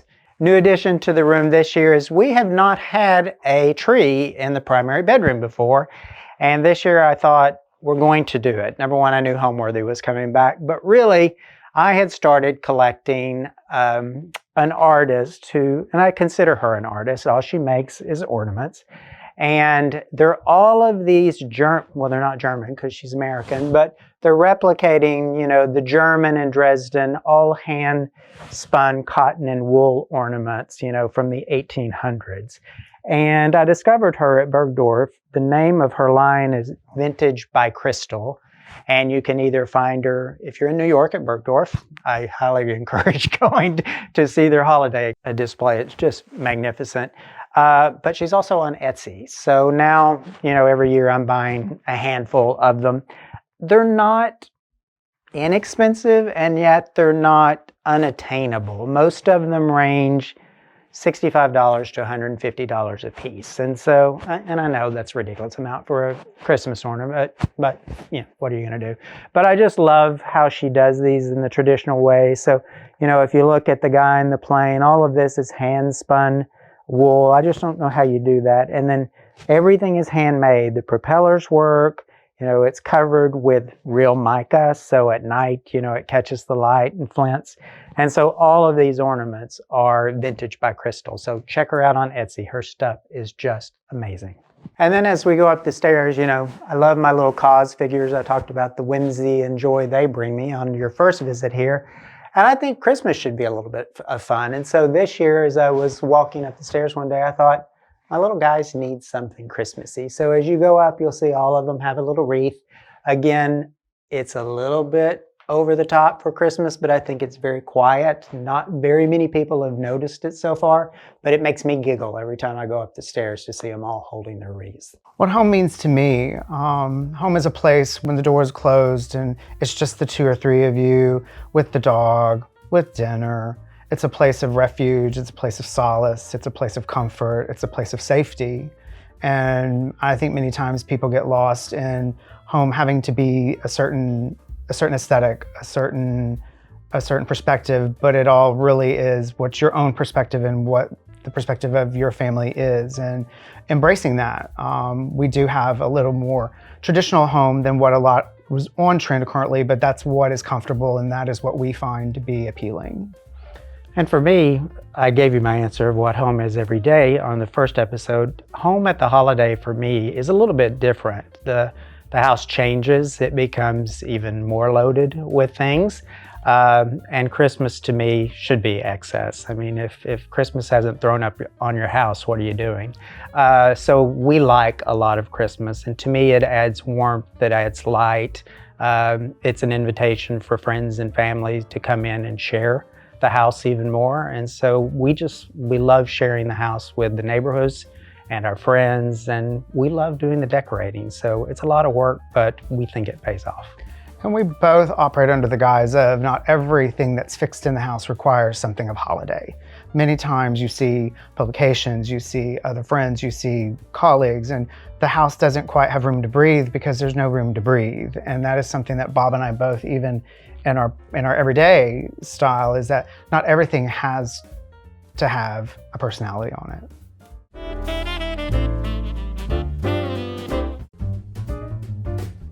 This holiday season, get ready to unwrap the most magnificent holiday homes with Homeworthy's 25 Days of Christmas.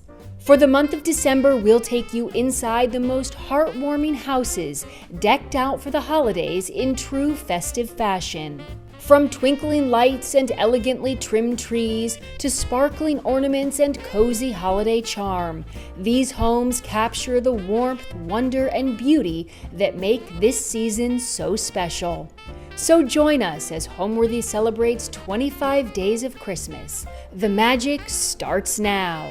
Raise your glass. Cheers! Merry Christmas! Happy holidays!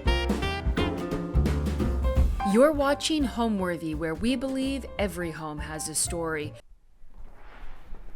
Hi Homeworthy, I'm Kara. Welcome to my home here in New Jersey. I cannot wait to show you my holiday decor. Come on in.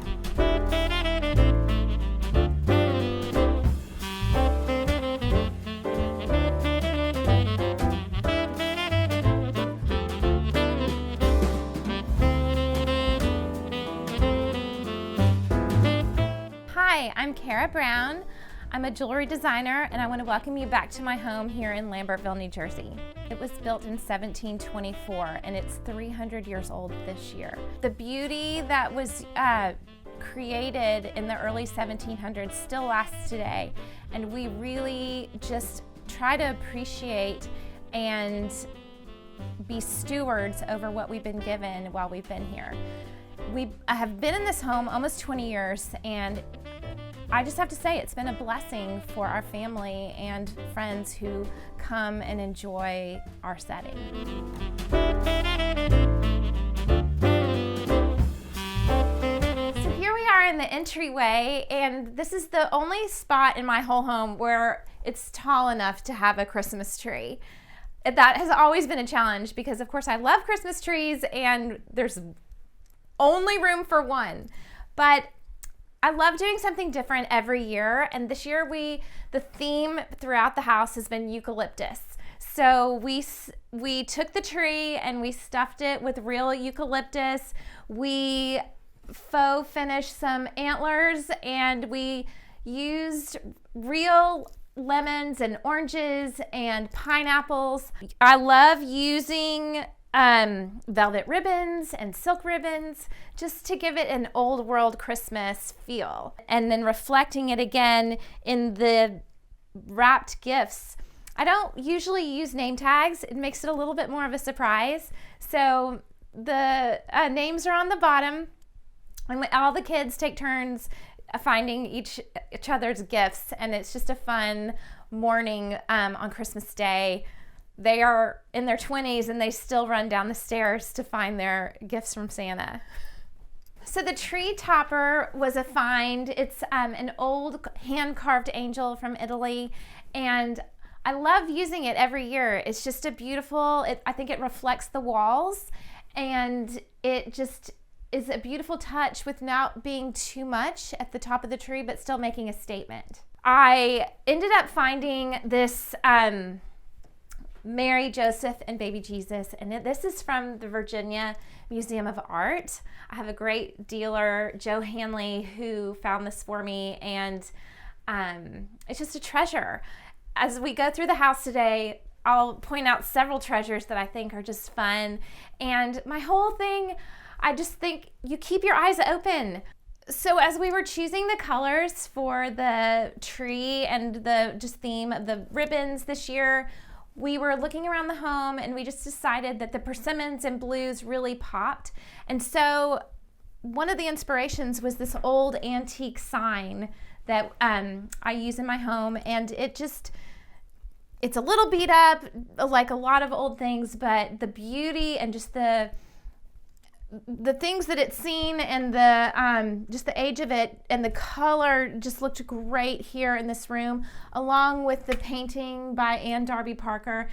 Everything, even though it's just a little bit different, it just pulls it all together with the colors that were chosen for this theme of our Christmas this year. I love decorating for Christmas in this jewel box of a home. When my brand actually began in the late 1990s, when I made Christmas ornaments with a good friend of mine out of antique jewelry, and Neiman Marcus ended up putting the ornaments in their top 20 stores. So every year I get to bring those pieces out and enjoy them around my home and just have memories of how it all began. I'm now a jewelry designer focusing on necklaces, but I do jackets and belts. But the origination of my creativity and along with a good friend began around Christmas ornaments, which you'll be able to see around my home today.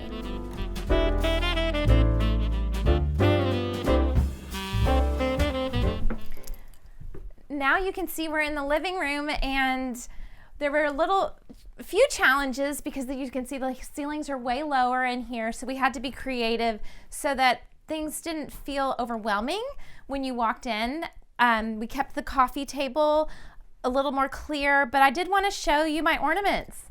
These are the ornaments that my friend and I hand beaded in the early 90s, and they start with a styrofoam ball, but there are about 1,500 to 3,000 beads on each of these pieces.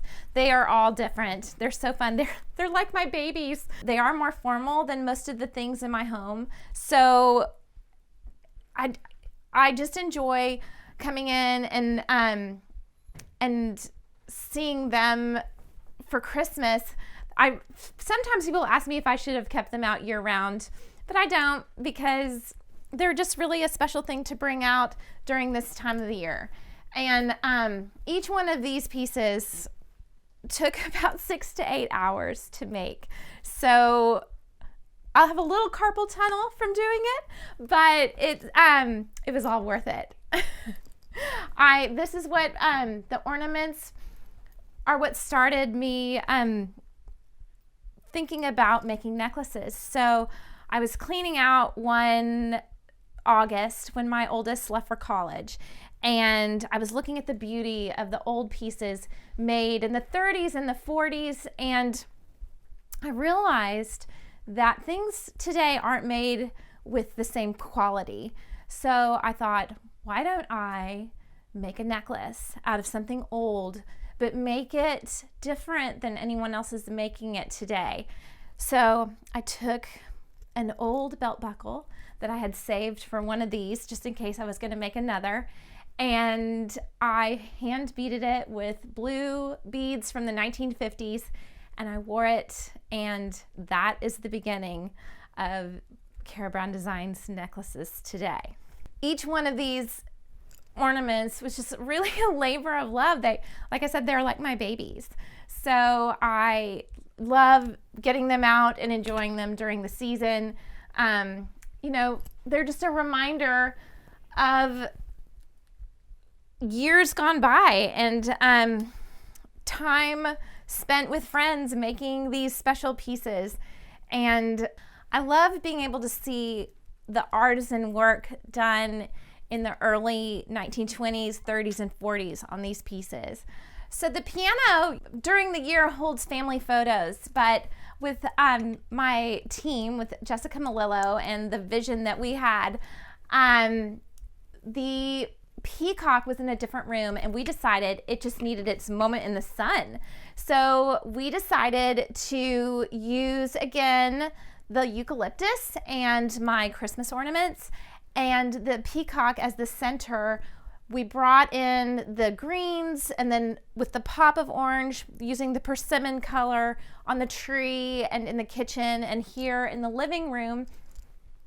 It just all came together as this piano, enjoying like a new look for Christmas this year that I hadn't seen before, but it was such a fun thing to do, to just recreate things that I already had in a different way in this room. And this room is challenging because it is small, and as you can tell, I love to have my collections out and so for people to enjoy. But with that challenge, this keeping the presents here and under the tree, it just seemed to work and not feel overwhelming at the same time. So as you can see here on the mantle, we have the ornaments again, and we have fresh greens from our property as well as the eucalyptus. And this is a little more simplistic than the piano, which you just saw. So it's just kind of, it made the room work, the juxtaposition of abundance and a little more simplicity, but yet we still have the glistening of each ornament as just still the elevated look here in our living room. So in keeping with the ornaments, I made these Christmas trees really for myself. The ornaments were sold at boutiques in and around Texas, and of course Neiman Marcus put them around the country around 1996, 97, but the trees were just special, actually markers in my life. Actually, this one was made during a transition in my life when we were moving from Texas to New Jersey, and there's just something about creating and making something out of nothing. This was a styrofoam base, and then I took straight pins and antique jewelry and pearls to create this tree. I kind of felt a little out of control during my move, so this tree really came together as something that I could just control and make something beautiful when I felt a little chaotic. This one was just made during a Christmas one year when I think there was a snowstorm, and I just wanted to use my time wisely. And then I have another over on the piano that I'd love to show you that I made similar to when I was making my necklaces. I had a lot of pieces left over after the business of making the Christmas ornaments transitioned. And so I decided to take the corals and the greens and browns and just make a tree that would just commemorate my time of the ornaments. Did I already have enough? Yes. Let me show you this. It has old buckles on it. It has brooches from the 1950s. This piece is probably from the 1920s. Each of these pins has 2 to 3 beads on it. So this was a labor of love. I would never sell it because it was so much time and energy that it took to create it. But I love bringing them out every year and enjoying them. The angel actually is a new find for me this year. She's from the 1920s and may have been used during the Olympics during that time, but I just think she is just glorious, and with the movement here on the coffee table, I just think it's such a precious piece, but a glorious piece at the same time to have as the center of the room, bringing all of the Christmas together. As you can see, I live in a home that has little rooms, and we are definitely not minimalist. We're maximalists here in this home. So I love to find corners that might surprise somebody when they see the holiday decor and Christmas decorations in different places. But I do have to say, I've had 2 wonderful women come and help me this year decorate and reimagine my pieces around the home. Carolyn Stevenson and Jessica Malillo have just been my angels during this holiday season to get my home ready for my children to come home and enjoy just a restful time after they're working hard around the country.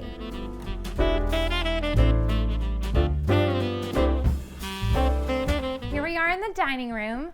I love setting the table. The table represents so much to our family.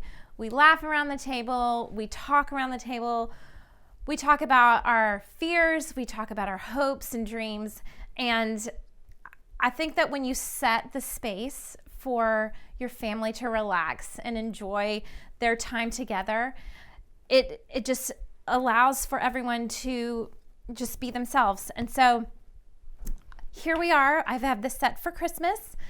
Everybody has their name card so they know where their seat is, although they already know it anyway.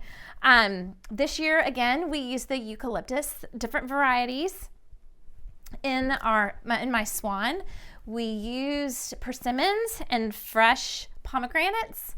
I did want to point out to you these beautiful long tapers that we used on the table. They're beeswax, they're handmade. Each one is a little different. They're not perfectly straight. And nothing in this house is perfectly straight. If you put something down on the countertop, it might be a little crooked. So I did love that these are very different. You don't normally see them on tables. They add height, they add texture, and I love that they're handmade. Even though we have these small, dark beams, and there's such beauty in them, the challenge is still to not make it feel like they're falling in on you as well. So we lightened the table with these beautiful hand-painted pumpkins by Carolyn Stevenson. And the swan, I just think, is kind of a different thing to use. It's an antique planter, but it was small enough to fit on the table as well as hold the fruits and everything that we love for this decorating season. And then again, we have the velvet ribbons that we use just to kind of feel an opulence, but these are all very simple things that you can also do at home. Each of the tablescapes is very personal. We have each person's name and their hand calligraphied. The plates are antique Amari china. I'm going to show it to you. We've had these, my husband and I found these at an antique store early in our marriage, and we just love, we use them every year for Christmas. It's a little bit different than Christmas china, but with the colors of the oranges and blues, it's just kind of a timeless look.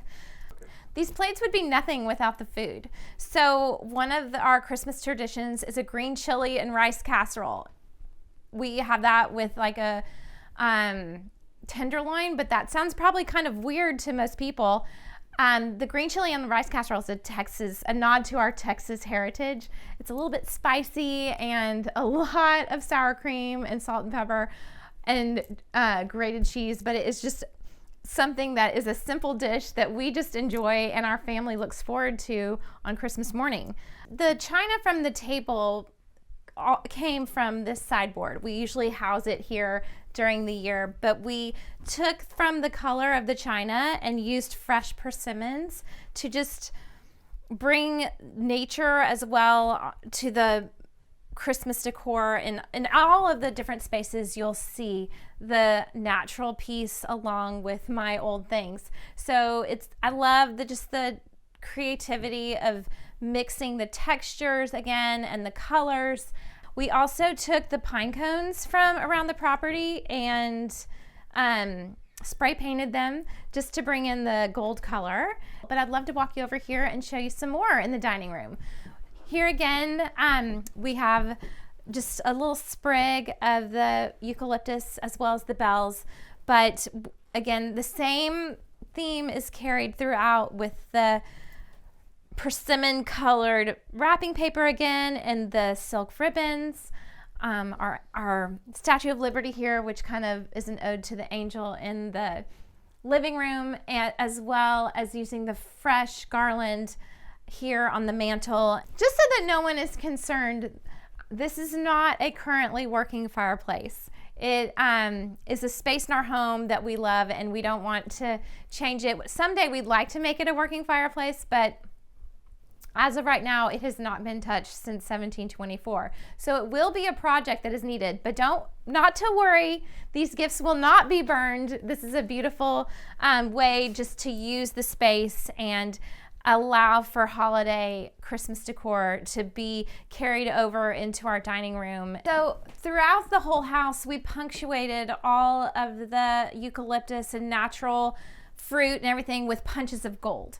I use gold in my jewelry. It's probably my favorite. I love a mixed metal look though as well, but here I found these gold carved wings that are angel's wings, but also just, I love Narnia. I'm kind of a fan of the series, so this is here year round, but we did add the wings just to add a pop of gold to this room, that when the light hits it from the entry, it allows this door to be seen where you might not have seen it otherwise. It just adds that like wow factor to the door. I love that I get to decorate and live here in New Jersey with so many creative people around me. For example, the Evergreen Christmas Tree Farm has an amazing place where people can go and cut your own Christmas tree and take it home and have something fresh in your home. Maranatha Farm has amazing products, and it's a permaculture, sustainable farm. You'll be able to see beautiful products in my kitchen that I use. Their honeys and their teas, there's nothing like it out there. There's a beautiful cake in my kitchen by Factory Girl Bakes, and she is just an artisan using her own cut flowers and things out of her garden to make beautiful cakes for people in our area. And I just feel so blessed to have these people around me. And now my children can come home and enjoy just rest here in my home during a busy season.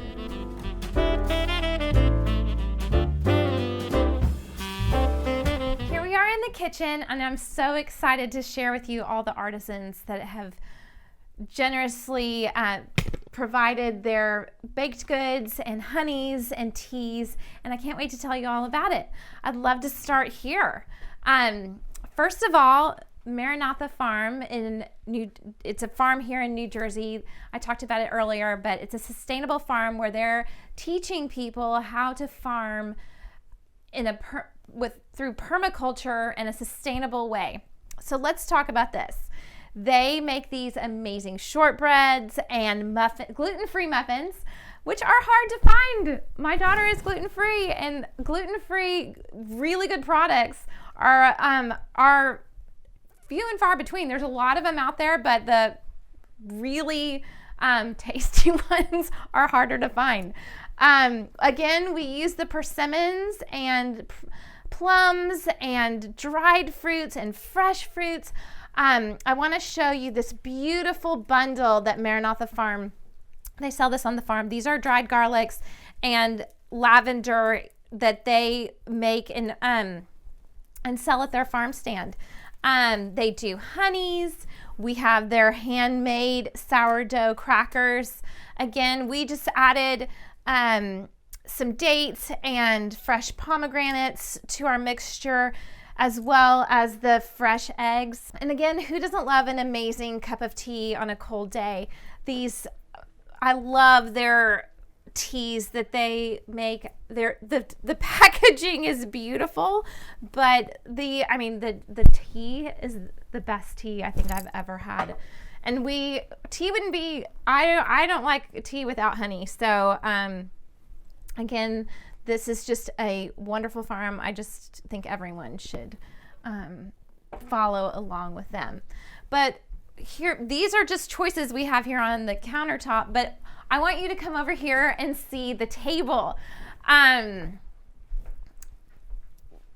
keeping with our old world theme, my house is 300 years old. We decided to take a beautiful cake and cover it with just an old world opulent look.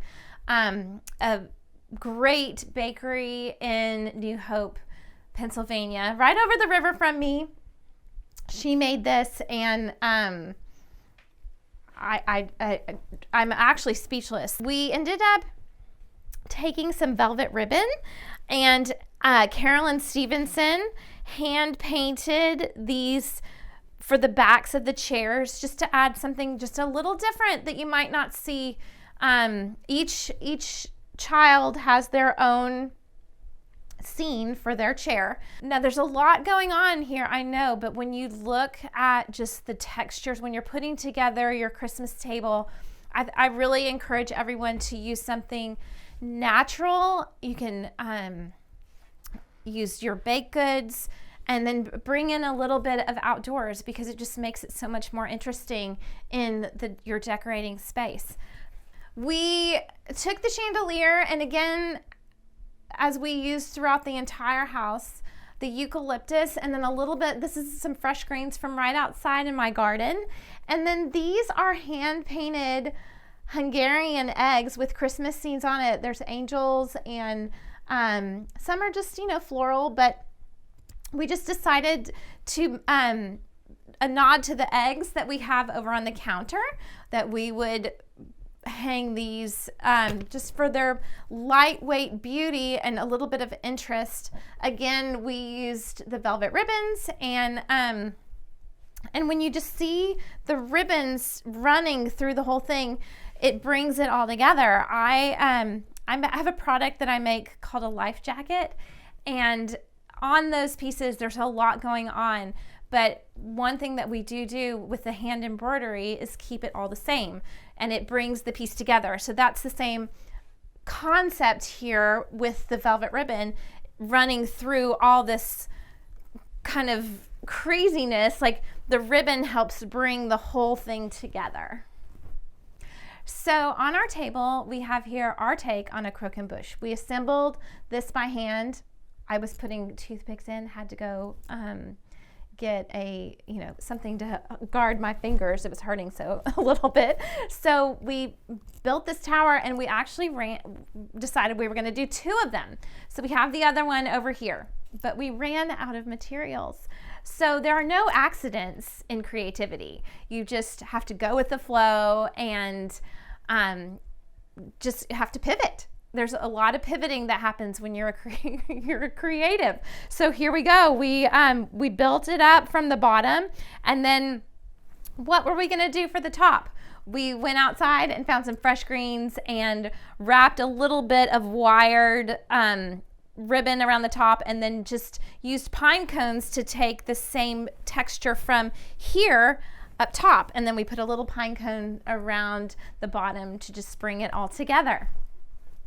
Christmas is my favorite holiday. I love the joy, I love the peace, I love the patience and kindness that we see in everyday people. And I'm just thankful that we are able to rest and enjoy family during this precious time of year.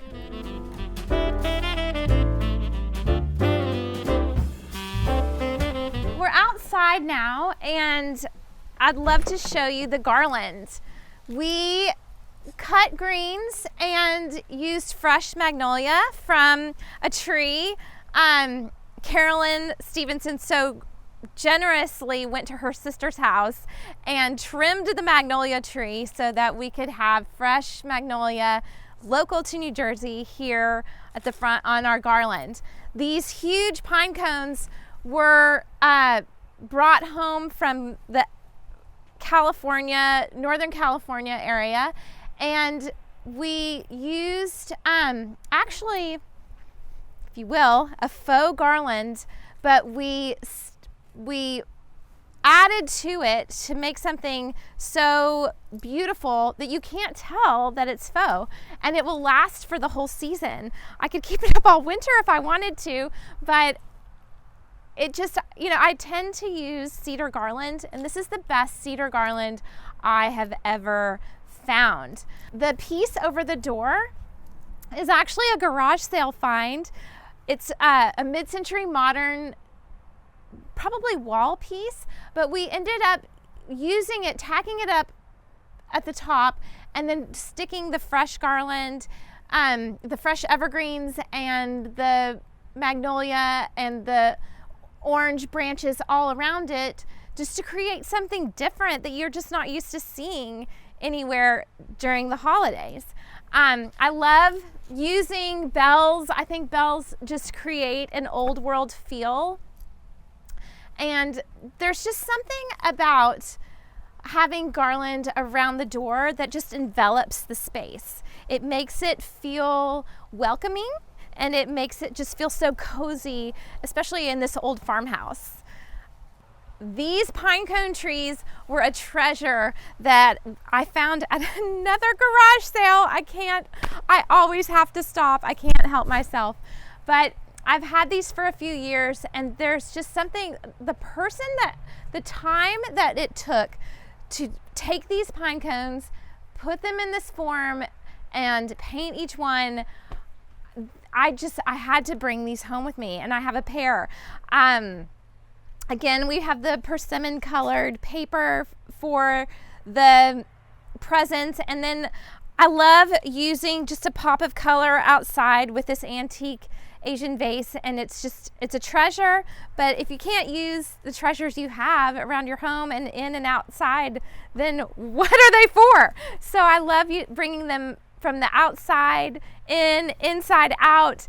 I just feel like there are no rules when it comes to using the things that you have. You should use them. I'd love to walk over here and show you a funny thing. These Osage, these are things that we find around New Jersey. They fall from an Osage orange tree. And I posted about it on Instagram, and a lot of people laughed because they run over them on the side of the road. But they are so beautiful, and I love the chartreuse color just around in groupings. And anyone can go and find them around the roads, but when you put them together in your pots and put fresh greens in with them, it just gives them a new look and a beauty for your outdoors, indoors. We've used them all over the property this year for Christmas decorating.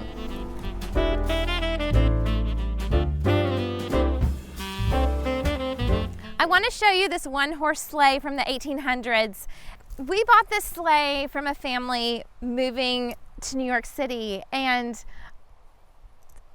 a friend of mine called me and said, "Do you want a one-horse sleigh?" And I said, "No, I really don't." And she said, "Well, they're moving to New York City and they've invested quite a bit in the sleigh, but if you want to make an offer, that would be great." And I was like, I have so many things, I really appreciate it, but no, I don't want a one-horse sleigh. And she said, "Well, they keep coming down. They need a buyer, and they don't have one. Would you like to buy one?" And it was my husband actually who said, "Yeah, we need a one-horse sleigh.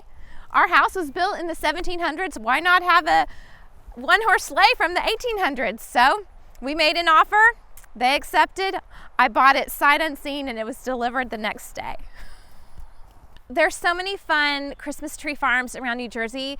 I got mine from a place called Evergreen Christmas Tree Farm in North New Jersey, and it's such a great thing. I don't know if anyone's ever done it before, but you can go chop your own tree, choose your own tree, bring it home, and it lasts for the whole season. It's not like buying it at a big box store. You get to have something that is local and supporting local farmers, as well as having something beautiful that's fresh and enjoyable for the whole season. And I love being able to decorate outside with a Christmas tree, with the tapestry that grounds the sleigh, the fresh evergreens from the yard. We made wreaths for the dogs' necks. The dogs are terracotta British pieces from around 1860. It's just a beautiful entry for my kids to come home and really just feel the magic of the holidays. So I'd love to go show you my studio now. It's a great little spot for me and somewhere where I get to spend a lot of time, and we did some decorating there, so it'd be fun for you to get to see it. Come follow me.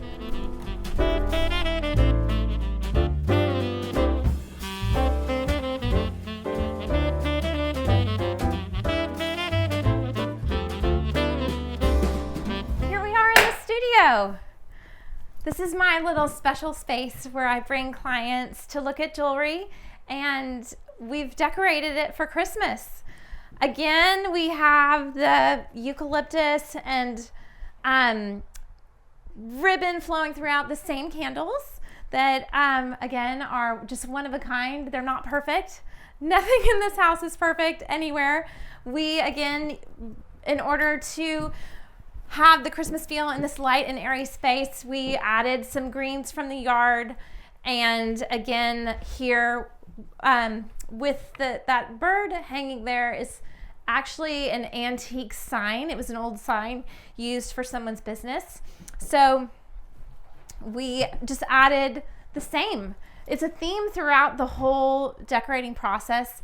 We used a lot of the same materials, but it looks different in every space because the lighting is different, colors look different with the lighting, and we always, I don't like anything to be perfect. So everything's just a little bit off center. And again, this is a small space. It's not big. So we had to just use a little bit of each material here in order for it to feel like we're celebrating the season, but not be overwhelming at the same time. Walls were hand painted. The pieces that I chose, I have some old things like the Staffordshire, but I don't mind throwing in a mid-century modern bronze statue of a woman, as well as a raffia pig in the corner. It's just a fun, funky spot for people to come and try on jewelry. I have mirrors around so that they can see pieces and how they look on themselves. But I also have, a French hen that was my mother's that, I love bringing family heirlooms into each spot in our home as well. And my studio is just an extension of all of that. My home, I would have to say, is my love language. Everything I have in my home, I love. And I am so grateful that when my children come home, I want this to be a place of rest. I want my family and friends to come and just feel peace and be able to laugh and eat and love and enjoy each other in just a setting where they feel like they can rest. Thank you so much for joining me today. It's time to go. I have to get ready for my children to come home for Christmas, but I hope you have a very Merry Christmas. Have a great holiday.